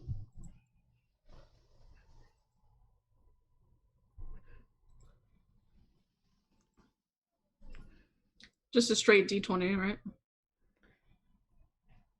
Yep, straight D20. 14. That is a success. Success. Cool. Okay. The archers up on the wall look down to see there's fire snakes at their feet. And No, they're subscribe medium, there. so What they don't have to do look down what do these much. fire snakes look like? They're medium sized, so they don't have to look down far. Oh shit. There's a good example. And oh shit! I was imagining like little cute little fire snakes. No. No, these are These are big, of burny, much more spicy serious snakes. concern. They look down, expecting to see, oh, there's within a sweet. But no, these guys, thinking of the priorities they're facing, are going to try and shoot the scary fire snakes. Oh. That is pretty lousy. Hang on. Do they have disadvantage? Or is that just melee casters? No, is that just casters into melee? Is that archers into melee? Well, as they're well? Archers because they're. I mean, they're within long 5 distance. feet of them, so it would be limited distance on archery. I can look it up. I thought I can't- archery would have the same as I thought it was long disadvantage distance on casting. that. So. Yeah, I thought it was. I was rolling with disadvantage, and I was just like, Yeah. I've never fired a bow in all my time of D&D. Like, Yeah, as long as someone's I'm a- within melee of you, it's disadvantage. yeah. So those are unless Even if you're shooting these at something else. lovely fire snakes have an AC of less than 8. No, they don't. And darn, I was really hoping you'd hit one. These arrows sort of just scatter around as they're kind of sort of firing off at all angles. Because yeah, they are a little bit panicked by the fact that these things have suddenly just appeared right in front of them. Aldous, I need a death saving throw from you, please. That's a 4. And that is a failure. And Adair, it is your turn. With that, the 2 fire snakes are going to attack, and that is going to be a bite and a tail slash attack against each of them. So I'll roll one of them first. That is a 19 and a 16. Yes and yes. Okay, let me roll the other ones. The other guy misses horribly. So we'll say the guy on the right is the one who got hit. Because, and that'll be 3 piercing damage plus 1 fire damage on the bite. And that'll be 5 bludgeoning and 2 fire damage from the tail slash. It's like, get off me, get off me. I know they're giant, but they're still fixing my head as tiny snakes now. I can't get the image out of my head. And let's see. How far away? Sorry, the map is really tiny for me, so that it fits on the screen. So I'm sorry. I am not going to try and count squares. What would you like? I can help you if you like. I already got it. I'm gonna just have to hold off on that. I am going to. Is the ballista loaded? Yes, it is.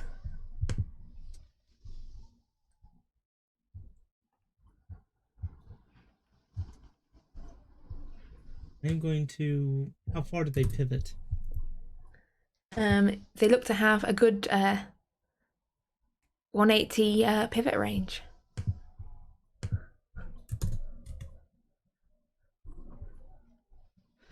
What archers are in play right now that we're like shooting? Only the two guys who are currently being attacked by fire snakes. And then the There's two a bunch on of guys. the ground that are like not really archers? Yeah, they're not really archers. Okay. There's like Archer light. Archer light. There's a bunch of other guys who've like at this point sort of wandered over to have a look but haven't directly got involved. This is just a really tough decision that I really need to make fast here. Yes. Well, as you're making this decision, I'll just march some knights around. I'm going to turn the ballista at as far as it will go, which should, I hope, point at the archer to the right that just got snake bit. Yeah. And fire it. Okay. I sent you the ballista stats in Zoom. Okay. Is there disadvantage because he's so close? No. No. Okay. I'm gonna say there's not for this, like. Oh, sweet. Okay, that's a 25 to hit. That will hit. That will definitely hit. And I rolled it on. 19 points of piercing damage. He's not dead, but he is definitely pretty damn injured now. As he looks down and looks out of his leg as this massive, like, ballista bolt. And I'm going to... Said we shouldn't have left those things loaded. And I'm going to use my movement to close the distance to the two archers. So okay, you can't stand in the squares directly in front of them because they are full of fire snake. Right. I'm trying to position this guy, but I remember you got to hold like Alt or something to get into the square. There we go. How's that? Yeah. Unfortunately, yeah. I can't see the square, so... Sorry. You're playing on hard mode here. Alright. The knights are sort of holding... the knights right in front of the boat. You see as one comes... 4, 5, 6. Goes running forwards towards Uno on the ground. But they can't get all the way. They're sort of steering around these bodies.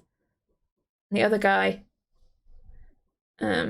takes some steps up to stand closer to sort of forming a guard around the wizard.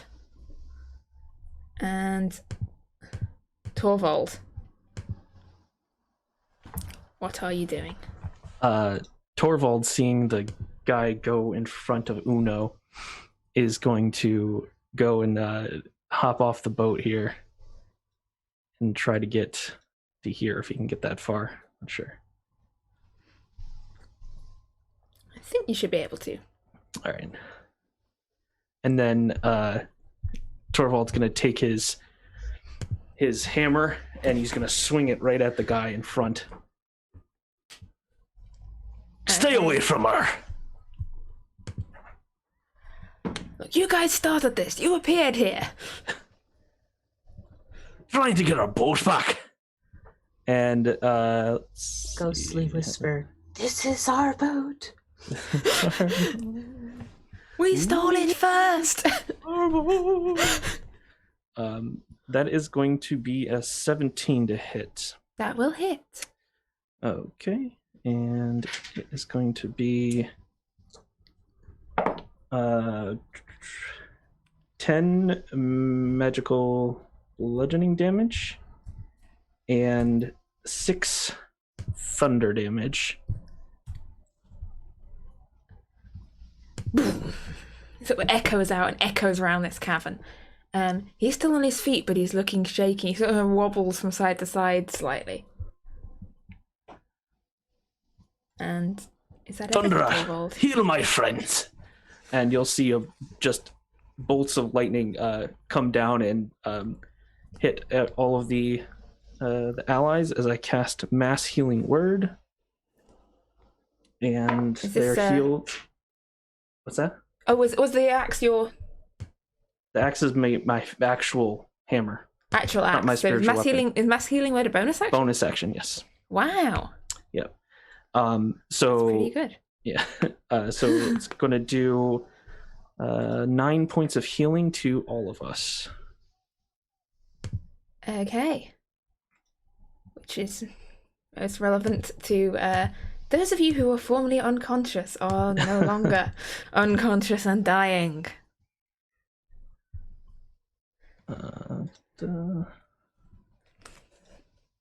Yep, and then that will be Torvald's turn. And the wizard, she takes another couple of steps and goes,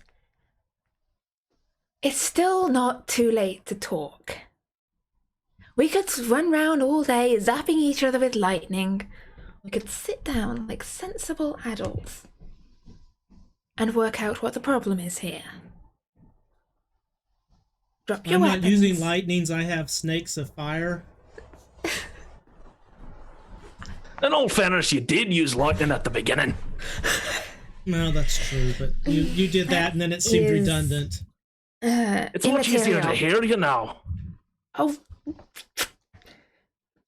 I'm done with this.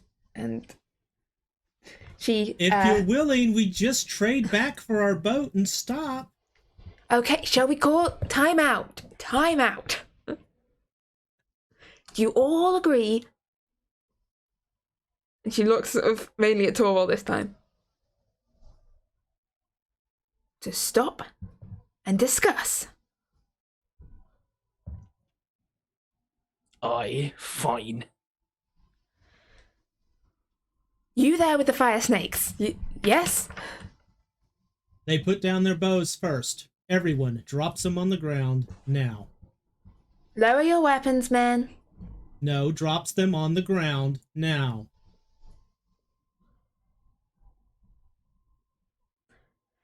That's really not fair because you all seem to be mages of sorts, so you've not really got weapons to drop. Well, and you've proven you can kill us. That's not Archers, fair. drop your bows. You hear one go, "Fuck yeah, come like, bears, fire snakes, will you let me go? Please, please." As soon as the bows hit the ground and I can see that there's no archers with bows, I will dismiss the fire snake. So, yeah, those archers drop their bows. The others sort of lower their weapons, stick their bows back on their backs. Yeah, good She enough. sort of walks forwards, towards Torvald, Aldous, and just move that out of the way. Well, all of that's Yes. going on. Before I even sit up, I'm going to look for one of my healing potions that I have in my pocket and take that.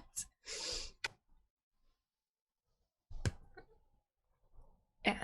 So if you let them, that guy will just take a step back away from Torvald. How much were we healed for again? 9. Cool. Fine. But And the I do archers- still want to take one of my potions. I'm legit just backing away down this ramp. They've not been paid enough for that. Una's just laying on the ground, to be honest. She doesn't want to stand. She doesn't have a way to heal herself, so she's just gonna stay there with her 9 health and go, oh.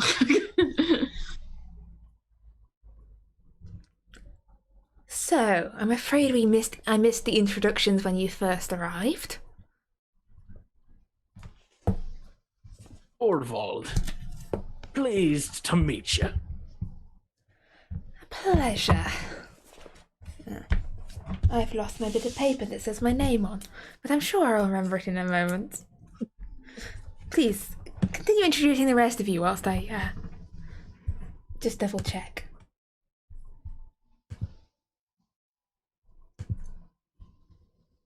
Well, You there this on is the a ground? dare.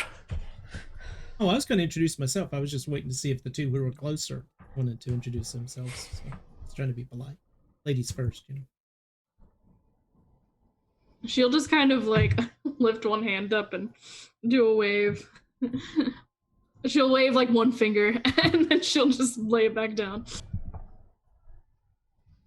I will sit up and scoot further into the boat and say, I'm Aldous. I don't want to be right on the edge of the boat, so. I'm There's a Adair, yellow part box. owner of that boat. My name is Uriell. And as far as I'm aware, we are the owners of this boat. Now, I'm sure this is an awful mix-up. This boat had a cat on it when it was taken. The cat is gone. This was in front of some ruins when it was found, I'm assuming. I would have to check with the records of the researchers here. But, We were able what to I teleport heard was it was found to it. unattended in a remote village. No, not unattended. My cat was on it. I'm just saying what I heard, okay? Aye, we had a slight detour through, well, the underworld. And fought a dragon and giant king and all kinds of fun stuff to get here. So you can see how we'd be a bit miffed by having our boat stolen. Or found, if you want to say that. But it is ours. How And the else would we be fact able that- to teleport to it? Directly into your hideout. What or he whatever. said. Well, unfortunately, I'm afraid this boat has been requisitioned. By whom? the Imperial Research Division of the Empire of Elven Ra. Alright, we'll take the bigger one then. I'm afraid that has also been requisitioned. I was told you'd have reasonable terms. I was just stating our beginning point here. Now, I'm afraid I do not have the authority to release these boats to you. I'm not the boss. Nor do I actually even really work here. I was just visiting, but it seems that everyone else here is an idiot who doesn't know when to stop. Or a coward who runs away. Well then, why don't you bring us to your manager, if you will? I'm Or afraid bring them here. she's away at the moment, my manager. But Who is your manager? Lady Silveranth. Well, you're just gonna tell your people here to let us take our boat out of here, and we won't kill you all. We'll just take our boat, and you won't have to worry about anything. Okay, so that's your terms. My suggestion bold is choice to negotiate. We won't kill you to the people who just Yes. downed two of our party members. my suggestion is this. We all sort of take a bit of a breath, put away any weapons, and then I get in touch with I go speak to the researchers, I get in touch with the head of my order, and we'll perhaps, sit down, have a bite to eat, and we wait to hear back from the authorities, and then sort out properly compensating for your boat or releasing it back into your custody, depending on what response comes from up above.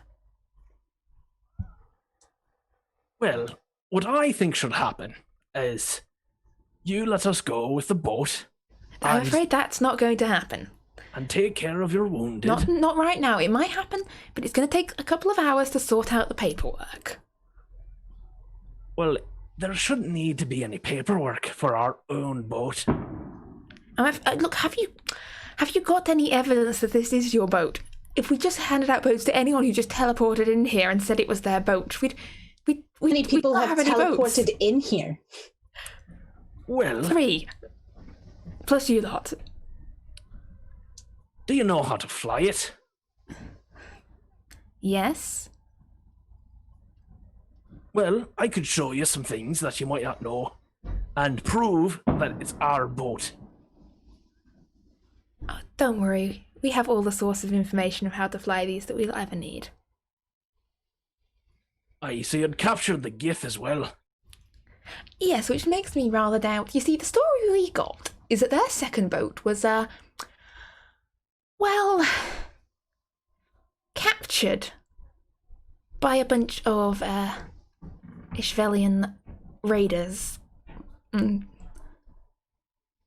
killed a good number of the Gith and then, ran off with their boat. You realize they had more than one other boat. Yes, but there's still one unaccounted for, apparently. We're looking for it. Well, you do realise that we were working with them, so they let us use this boat, and sure, at first we just took it from them, but then they said we could keep it. Yes, well, as I said, the chain of ownership is quite complicated, and seeing as,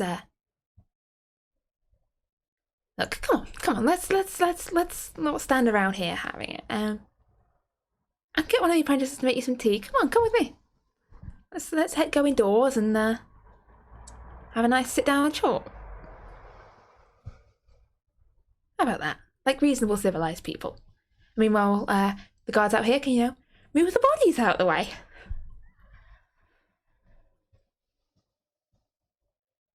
Can you give us a few minutes, please? Okay, I'll step back. I'll give you a couple of minutes to talk among yourselves, but if I even see a spark of lightning or a hint of a fire snake, or if anyone turns into any large animals, I will kill you. Alright, men, step away, but look lively.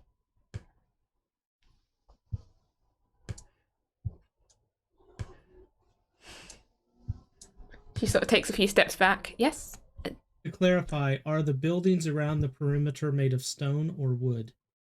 Stone. They're sort of built up out. So you suspect that some of them extend back into the cave walls. They've got facades that are built out of the front of the I just couldn't tell because some of the floors looked like maybe they were wood, and I wanted to make sure. No, they're stone buildings. Mm.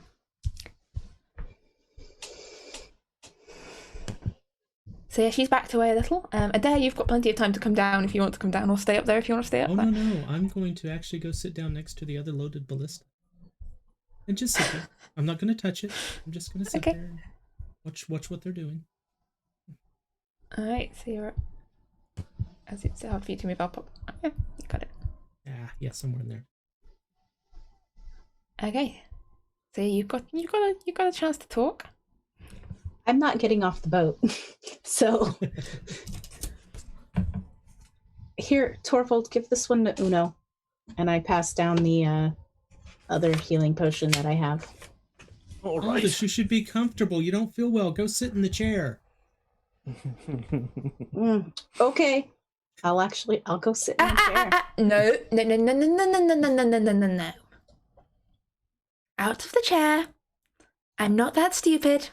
I took only a couple of steps towards it, so I'm not it's like in it. I received a healing potion? Yes. Yeah. 2d4 plus 2. Cool. At this point, the spinning daggers kind of finally faded from the air.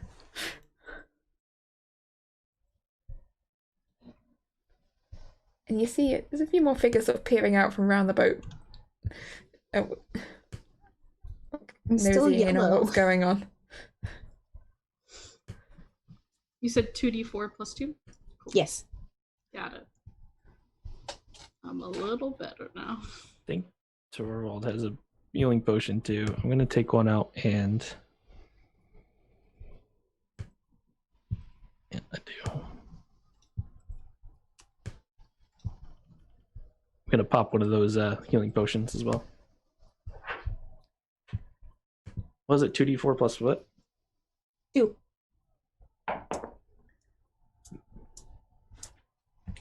Because there's simple healing potion. The potion of healing is the normal one. All right, so I'm going to kind of sort of whisper at Torvald and Uno. I don't trust her.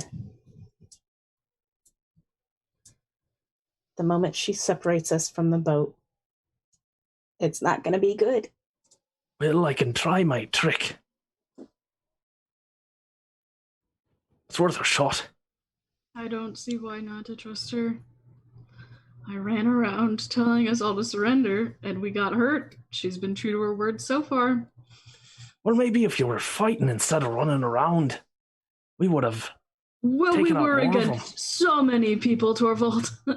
And I don't see any reason to fight them. It's a common misunderstanding. You leave your boat in the middle of a city, someone's going to pick it up, especially if it flies. You realize these are the elves that attacked the place we defended. Oh, you weren't there. Never mind. They're trying to conquer everyone. They're not good. Well, I wasn't aware of that. I mean, who are they? What exactly are they trying to get into? War. And They've got a conquering. war going with Tilafen. Oh, these are the Which- people that are conquering Yes. Tilafen? Yes. And Do your they know friend- about the beast thing as well? No idea. Okay.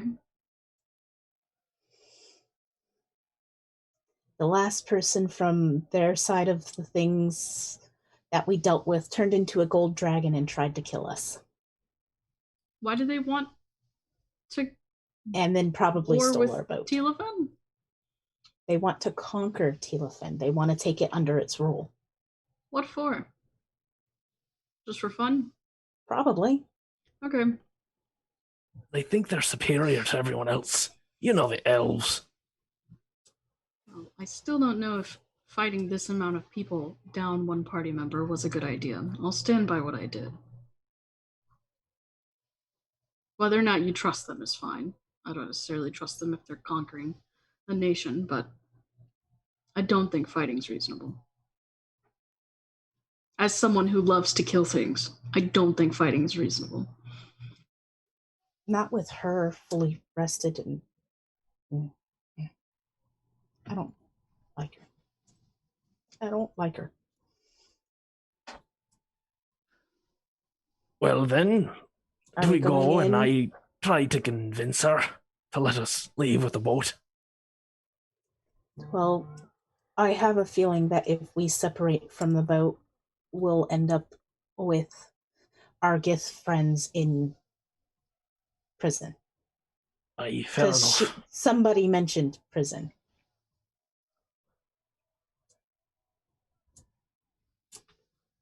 Well, we could always try to spring them loose from inside. True. But they will take all of our possessions. And I can't let them take certain possessions. You got a point there. Well, do you think that thing's powerful enough to take anyone out?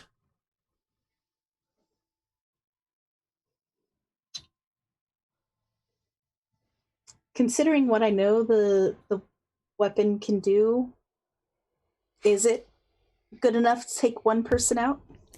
I mean, you know what it's capable of in its current state, and Mm-hmm. I mean, you've got the list of spells it can cast currently in its broken state, and they're probably not as good as the spells that you can cast. No, I don't. I'll send you the message. Oops, I closed it. Why don't we be careful and try to get a wee bit of rest while we're chatting? Recover a bit, and then if we think we can take the advantage, we go for it. I can try to lock her down, and you can take out the rest of them.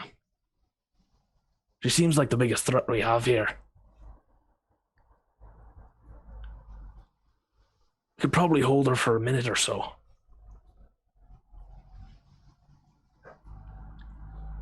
We really need a dare in on this.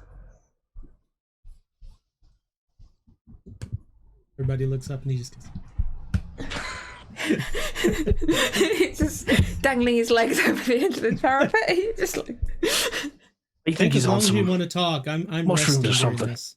I'd love to make a short rest out of this if you could talk for an hour or so. You're not nowhere near up to an hour yet, but Well, that was the plan. That's what I was talking about. Are you not Okay. listening?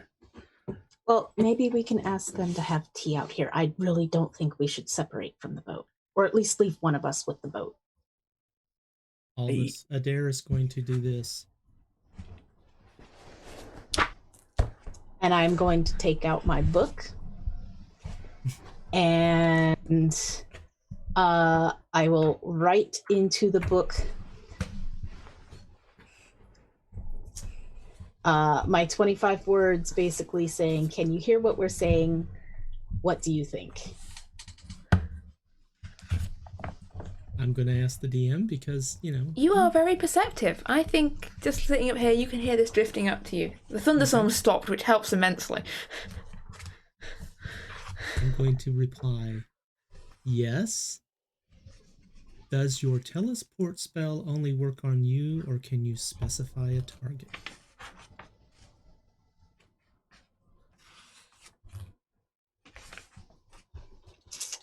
And she's gonna just shake her head because I think I can only do it once a day for the writing.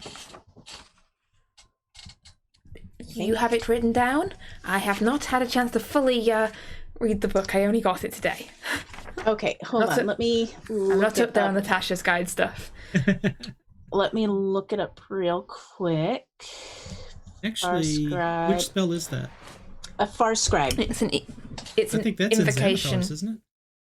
It's a new warlock invocation, I think. I don't know which one it's in. Yeah, it's you can cast the sending spell targeting a creature whose name is written on the page without using a spell slot and without using material components. To do so, you must write the message on the page. The target hears the message in their mind, and if the target replies, their message appears on the page rather than in your mind. The writing disappears after a minute. As an action, you can magically erase a name. Yeah. So it looks like you can only do it's sending, basically, but I think you can only do that once. Well, check at the bottom. Does it say once you've used this, you can? It's usually at the end of the paragraph. Is the sentence you're looking for? The writing disappears after 1 minute. Is the last sentence of that paragraph. Oh, well, I'll double check, but I think you've probably got a limit of how many times, whether it's a short once per short rest or once per long rest, that you can use this. I would I'm suspect. going to assume that it's once per short rest. Because it doesn't say anything about when you can use it in order.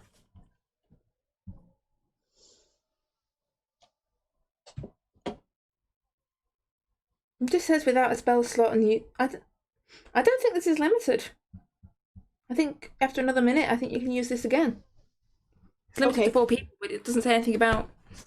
So I'd say, yeah, you can carry on writing, scribbling notes back and forth. All right. In But that I think case, the limitation of it is that only those 4 people that you've got in your book.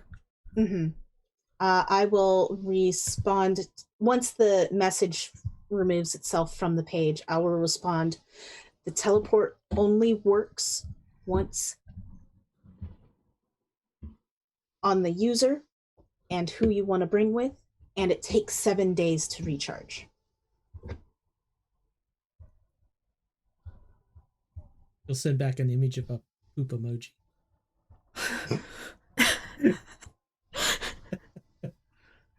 25 words of just the SHIT, no space.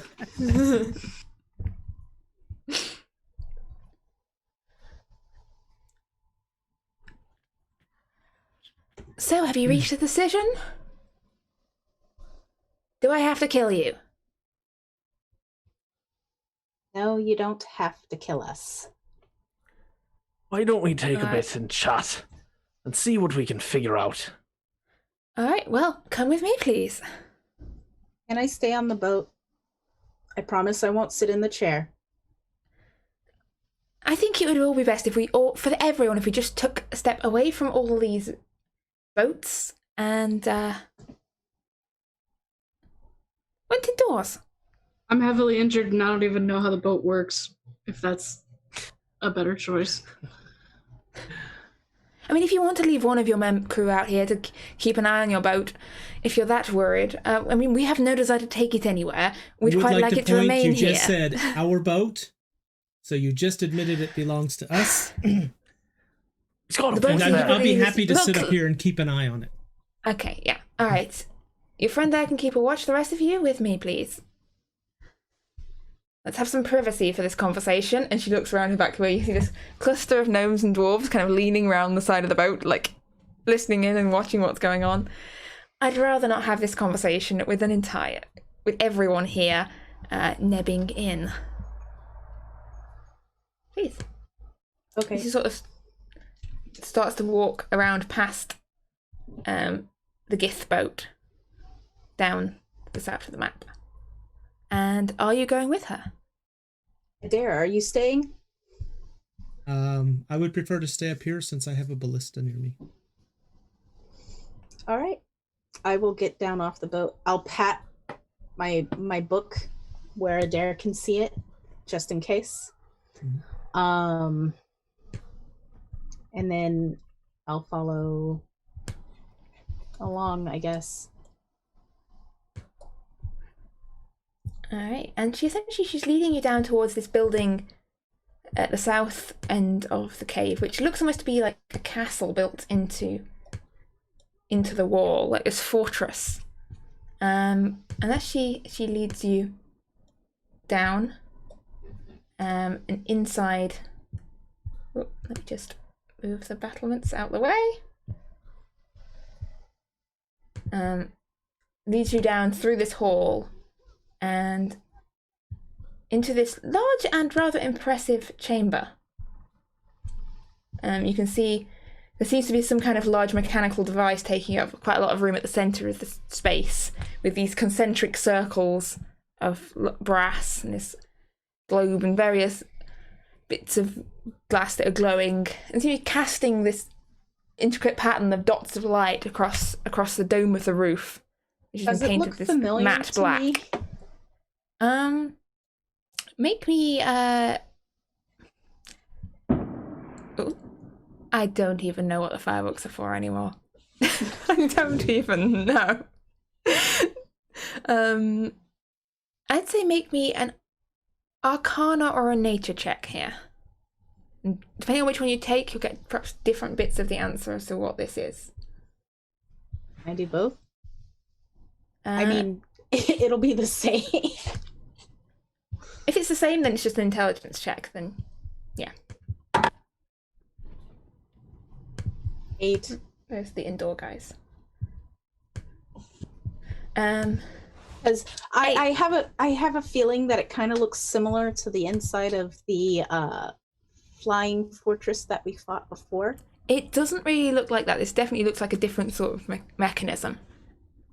You reckon it's not the same thing as that, but what its purpose is, you're not entirely sure. And Elenil beckons for one of the things to, fetch you over some tea, and looks up at it and goes, "Quite marvellous, isn't it? So I thought we'd get some more privacy in here rather than outside. The researchers here aren't always very considerate. Torvald, I assume you went with them, right?" Yes. Yeah. Yeah.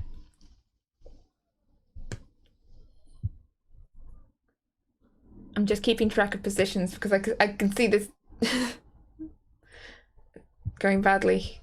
If you guys want to know who's where, if someone suddenly says, "And then I've lost them." So, moving one moment, she sort of touches her hand to head into you.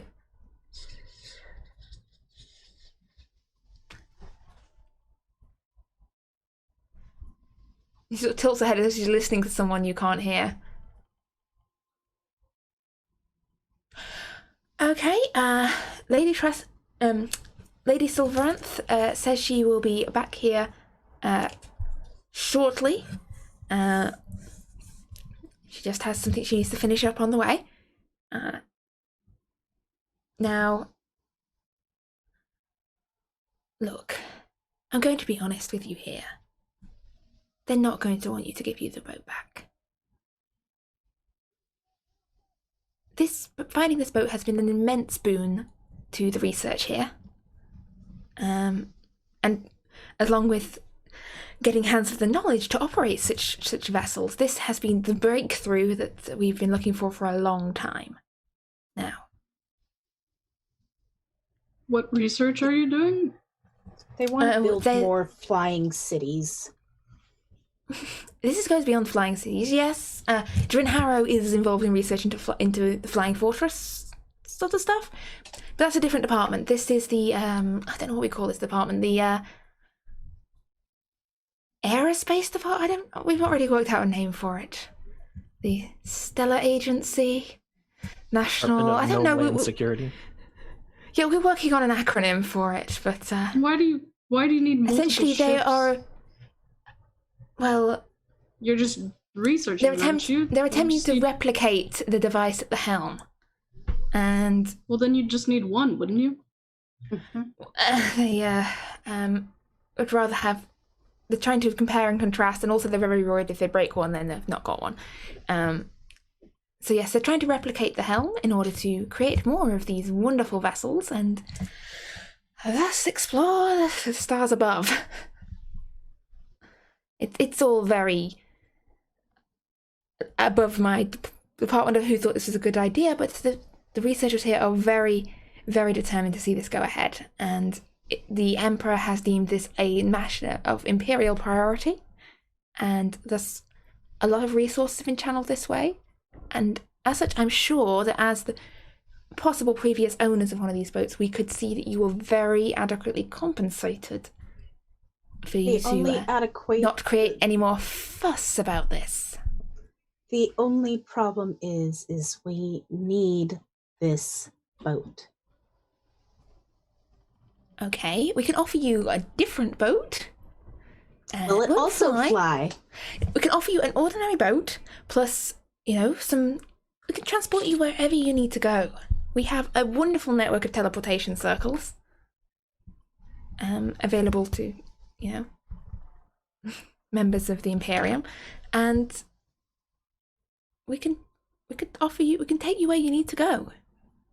Like, you don't need to feel like we're taking your transport from you. Just a large amount of gold, jewels, magical items, land, castles, whatever needs offered. We can make this really, really sweet deal.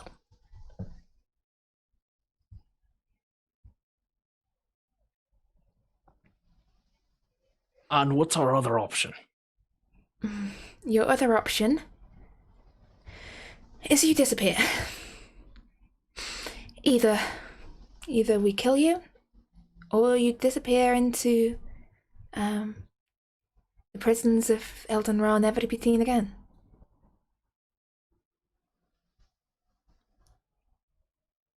We're not very big on multiple choice answers.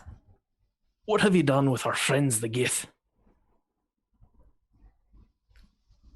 They are secure.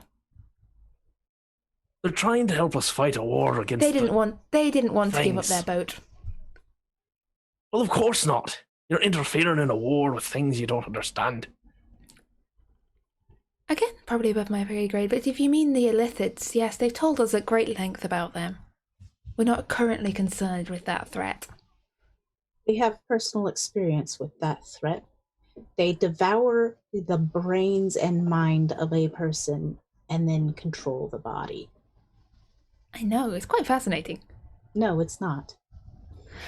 Look, It is utterly disturbing. I'm fairly sure we will be able to turn the resources of the Empire into that direction once we finish, mopping up a few bits and bobs of troublesome regions and all that.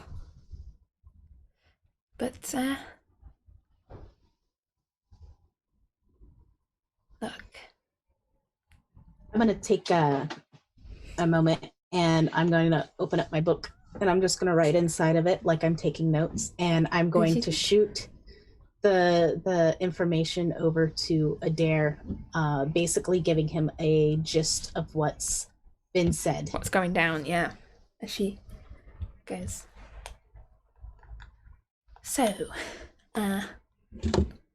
what will it require to get you to go quietly?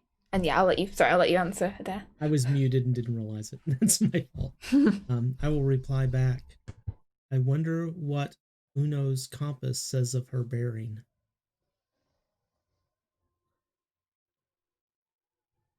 And let's see, whose names do I have written down? I took notes. Actually, I do have Uno's name. So I'm going to, word for word, write Adair's note down for Uno. And so she'll hear that in her head.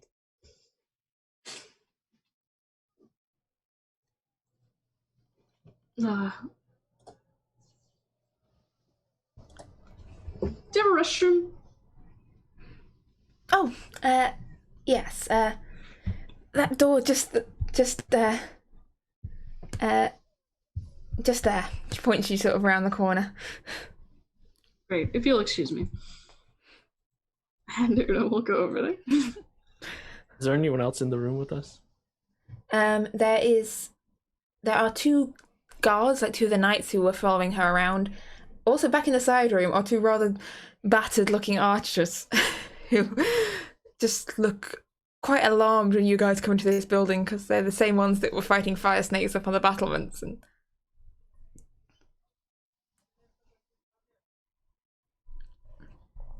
But How long have we been just chilling? about 10 minutes. If it reaches an hour, I will let you know.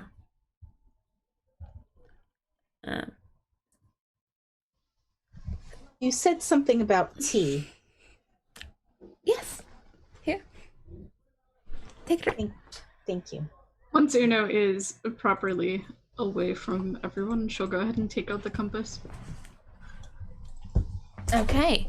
So as you take out the moral compass, the little thing spins wildly around and points back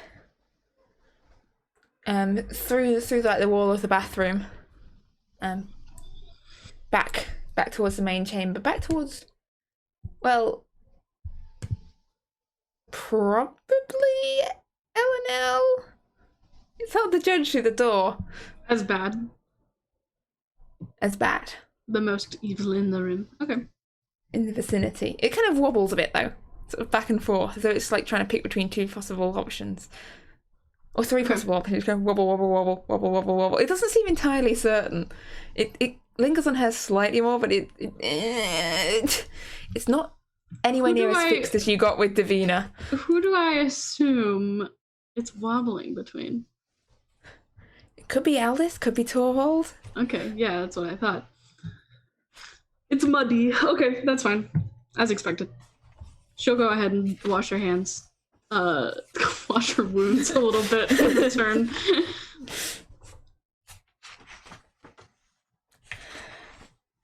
Did she mentally respond to the message? Is that allowed? You did explain it to her once. She's just. If you have you can respond. If you have a response for that, you can respond. I don't think it has to happen instantly. Great. We'll go ahead, walk out of the bathroom, and just kind of seem bored. And as she's walking, she'll kind of respond and be like,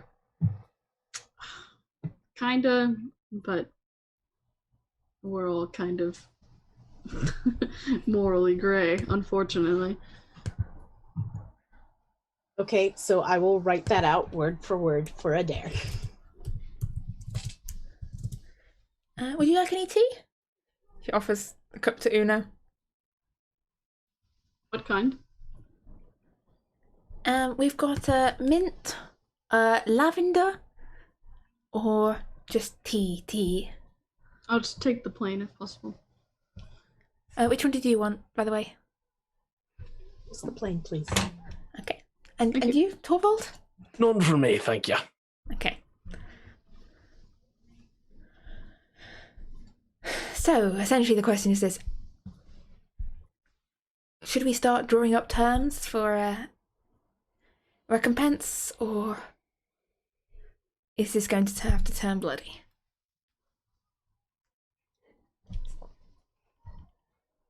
Does Adair respond at all to my message? Just okay. Doesn't have anything else to say on the information he's gotten so far.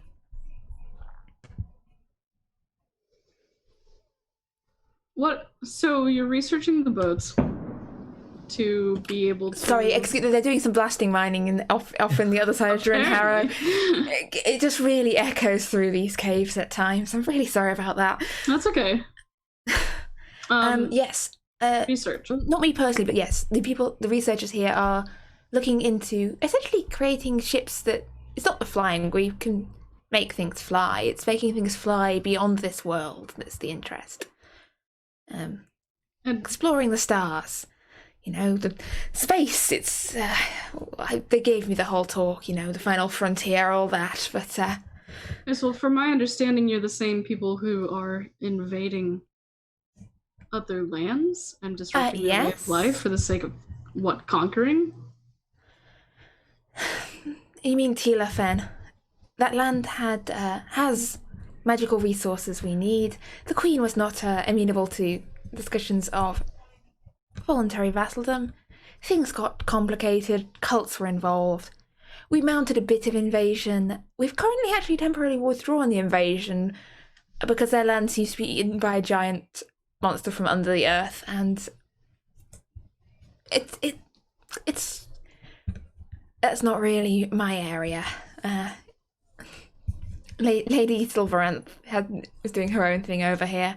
Over there, I mean. Just to be clear, your country launched an invasion to Tilafen because they had resources they weren't willing to share. Yes. Why aren't you willing to share our ship with us? Because we want it. That's really how it works. We have the superior forces. You have something we want. It's very rare that we offer something in exchange. You should consider yourself very lucky you're getting this opportunity. I have a question. Uh-huh. What if we give it some time and, I don't know, 6 months or so, and then we come back for our ship? That gives you some time to study it, possibly replicate it, but it does come back into our possession. That sounds like a deal. Yes.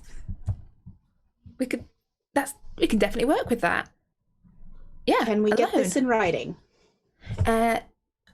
Yes, we can. I'll get, he sort of starts rummaging around in the drawers next to her. I'll get this drafted up. Hang on one sec.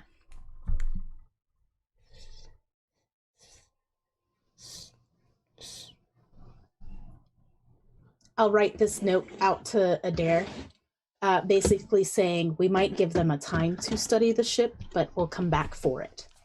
Does this work for you? What's in the stars? Oh, sorry. Sorry, go ahead. I was just going to ask what the stars are all about. Why that matters. I don't know how much you know of cosmology, history. There's an old legend about my kind, the elves, that we didn't come from here. We came from other worlds. It's perhaps humans as well. It's a little debatable on that. And that once we had the capability, like the Gith, to sail through the stars and visit many worlds, and that we lost that. And some seek to regain it, especially these here. But it is a known fact. I've spoken to a man who comes from a different planet entirely, a different sphere of this universe. An elf from another world. Nothing you're doing makes moral sense. You understand that, right? I'm just following orders. And you're comfortable with that? you're comfortable with enacting orders that are morally just You make it sound ridiculous? like I have a choice. Do you not? No. Why?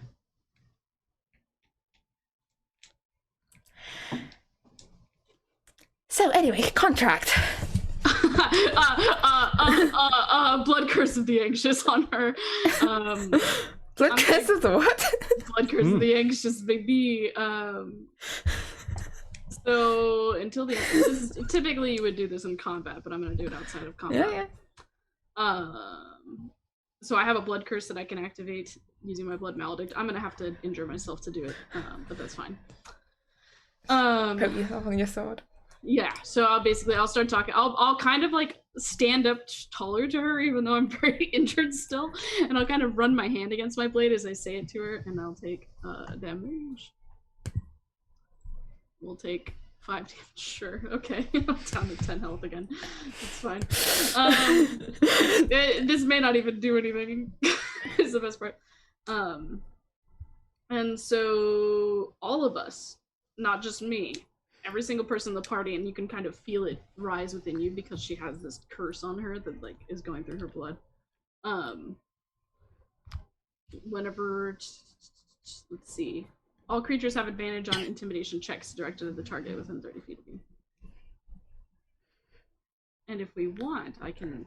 She sort of like shrinks down a little as. Oh, I didn't even have to take the damage. So I did take the damage, which means it's amplified, which means they also, if we decide to make them make a wisdom saving throw, they have disadvantage. So I'm kind of just standing. Wisdom saving throw, you say? Yeah. If only we knew a couple of people who could use that to their benefit. Correct. So so I'll go ahead and activate that, and you all can tell that you have that ability. And I'll just kind of like press her on why she can't.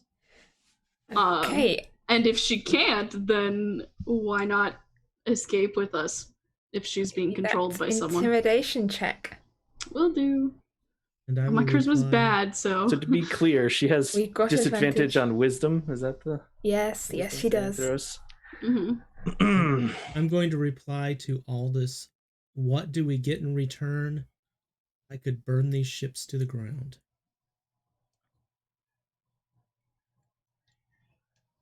It's an 18 on intimidation. She did literally just cut her hand to make her scared. Now she feels her blood causing anxiety. So you've got this already heavily injured woman just going, slice. What's in it for you? The head of our order, where it's all of us, we must do as he says. If we disobey his commands, it hurts us. It can kill us. We are bound to serve his orders, and Vendelian, all of us, Sylvarin included. He's right hand to the Emperor, and he. Okay, so he's one guy. One and guy. We're a bunch Right. of people with flying ships, right? He Right hand to the Emperor. Is he influencing the Emperor the same way he's influencing you? I don't know. No one sees the Emperor. So the Emperor might not even actually exist? Don't even. That is heresy. We stage a coup. And Una will just kick back in her chair and confidently like, we stage a coup. We kill him. I don't care. I'll run the government. If no one sees the Emperor, I mean, in Isfjell, The Undying Emperor rules Eldenrod. In Isfjell, yes. in Isfjell, we see our kings and chieftains regularly. Well, they're mere mortals. The Undying Emperor is the Undying Emperor. If The he's Dragon undying, Emperor of Elden Ra, he anointed to rule for eternity. That's about If time he he's died, the then. Undying, then why is it an issue that he be seen? This is way above my pay grade. It sounds like It's he may have something actually to died. think about. It sounds like he's dead and they're just claiming there's an undying emperor. She looks very unsettled by that suggestion. It's something to think about, and something to maybe think about getting out of. On another note, back to the boat. If we leave for the length of period that we haven't agreed on yet, what do we get in that time span until we get our boat back? What would you like? We can offer you gold. We can offer you boats. Obviously, we're kind of rather inland here, so we'd have to offer you boats at the nearest body of water. But horses to get to your boats.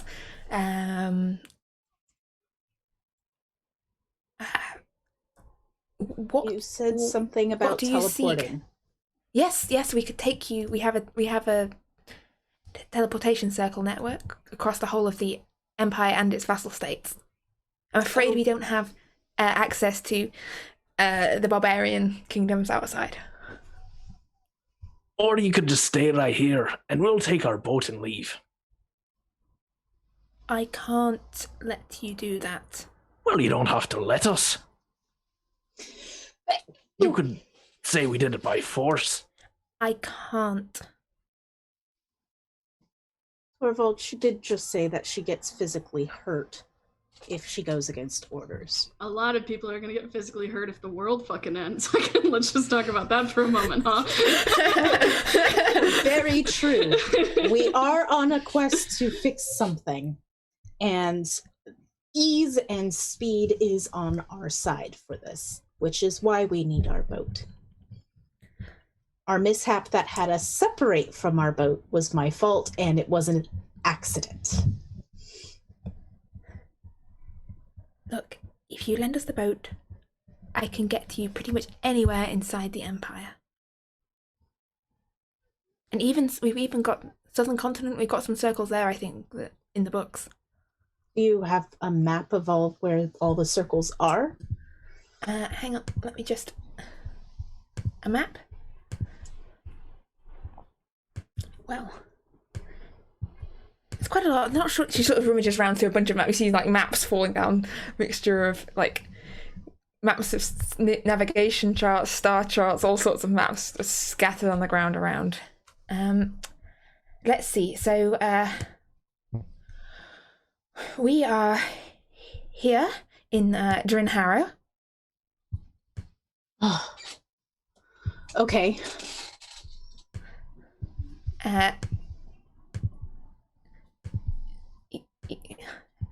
We've definitely got, we've got circles pretty much in every city in and the lands of Eldenrock and Natharis, if you the Sky City. Ralara, it's underwater. I don't recommend that if you can't breathe underwater. What about Arbella, Forest Elves? No, what about the Drow? The Drow? Mm-hmm. You want to go to Zelbrinta? I mean,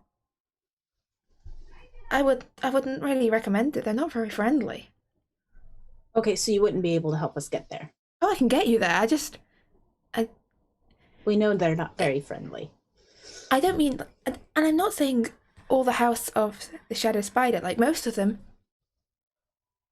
fine. It's the Drow, the ones that follow, weird demon gods down on the earth. They're the unfriendly ones. Like most of the city, the upper bits, quite friendly.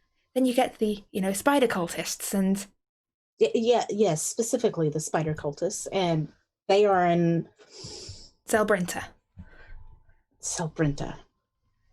I am going to... Yeah, we've got a circle there. We can get you there. Easy. Do you have other portals to the Fey? Wilds? Not teleportation circles, they only go to this plane. Mhm. If you want to get into the Fae, that's... I mean, I know the Druids have ways, and the House of the Turning Wheel have ways, but they don't really share them with people outside of their house.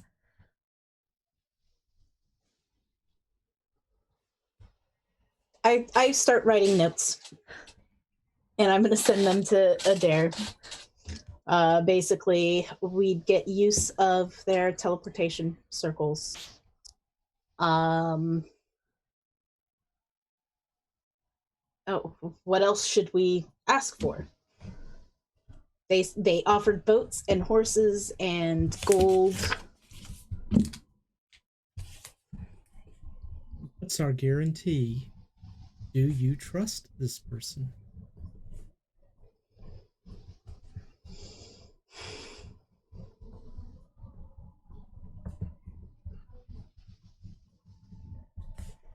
I'd like to do an insight check on her. Go for it. And I would like to be staring intently at her. And as I'm doing this, I'm going to say, how can we guarantee we will receive our boat back in the condition it is in now? Torvald's also going to be looking at her and trying to gauge her response. Okay, both make me an insight check. She goes, I can swear an oath on the gods, the Empire, and everything I can think of to swear an oath on. I can give you a signed and sealed document under my authority as a representative of the White Rose, and if Lady Sylvaneth appears soon, I can get her signature on it too. Entitling you to requisition whatever is agreed from any representative of Eldenra. And what did you get on your insight checks, by the way, you two? An 11. 19. So Aldous, you get the sense that she is quite very, very anxious about something. She just seems really deeply unnerved, and you can see like her the smooth facade she has had earlier starting to crack a little. And Torvald, you get that. You also get the sense that she genuinely does not really want to hurt you. Like, she is trying to think of any... Like, she doesn't want to die, and she's trying to think of, like, any agreeable way to get out of this alive that doesn't involve having to... Like, you can tell you can still see the cogs turning and see as she's, like it's almost like desperately pleading you to, like, sort this out somehow. I'm going to look at Uno and look at Torvald and see if they got anything out of, if they agree with what she just said or not. So you said that if you do anything against the orders, that's when you get hurt, right? Yes. What if someone stops you when you're trying your best? Well, if I'm actually genuinely trying my best, then that's fine, I think. All right, well, we're going to go get our boat, and you're going to stay right there. I can't do that. I'm going to cast Hold Person. Okay. Oh, with disadvantage, that is a 15. That will fail. She is paralyzed.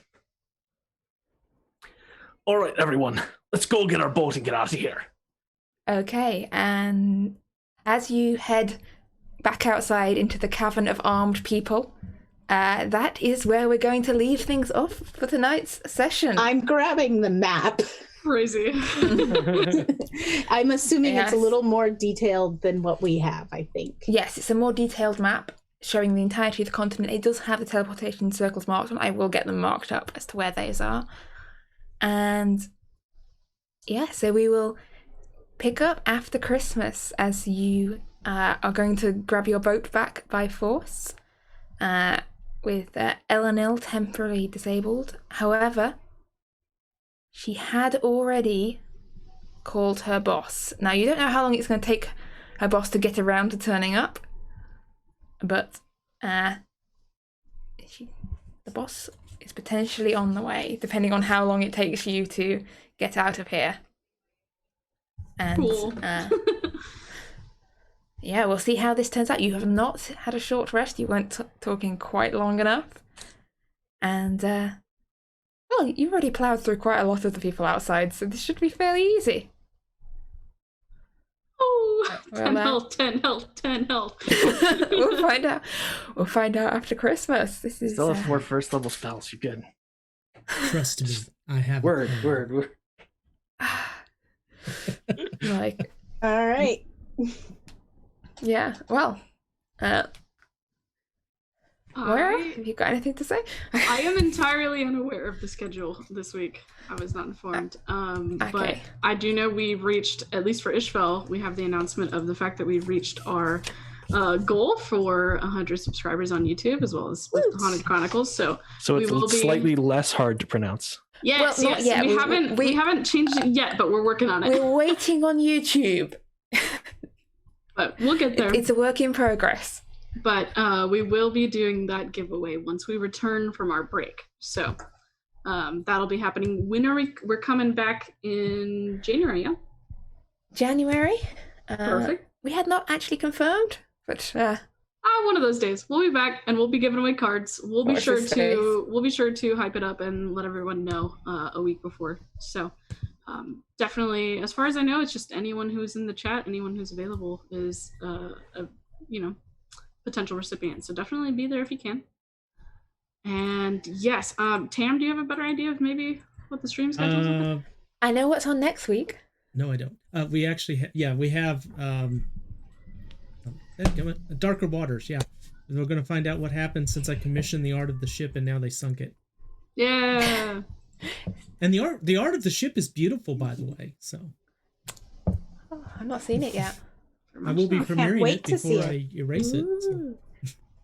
This would like all files deleted. Like take a masterpiece just to destroy it. Yes, yes, the best way to gain access to what we're doing is being in the Discord. There's people in there that know a lot better what the schedule is than I do. They post it regularly. They keep it really well updated. There's opportunities to get into other games. I think we've got some one-shots coming up this month too. We've even got some around Christmas time. We've got Paranoia, I believe, on the 26th or something like that. So right. yeah, so we've got some one-shots and things coming up. So there will be things to watch in the interim of Isfjell's break. Please support everyone on the Stabers community. Yeah, and this time next week, I am running a one-shot here at Isfjell time, Isfjell Space, and we will be playing Blades in the Dark. Yeah. As a gang of nefarious scoundrels are running a heist of some sort. We've got a shadowy gang of thieves and like burglary types, and we're still working out exactly what they're doing, but we will find out. It's a brilliantly fun system to run. It runs a lot on improvisation, I found. So I can't really say much of what's going to happen because I have genuinely very little idea about what they're going to do, but I'm sure it'll be fun. Yeah, so even though we've reached our subscriber goal, definitely still check out the YouTube, subscribe if you haven't already, watch any videos you missed. Breaks are a good chance to catch up. Yep. And other than that, I think that's everything. Yeah. So goodbye, and I have 4 weeks to work out how many screams these archers are going to get. Yep. No. All right. Goodbye. Right. Thanks, everybody. Farewell.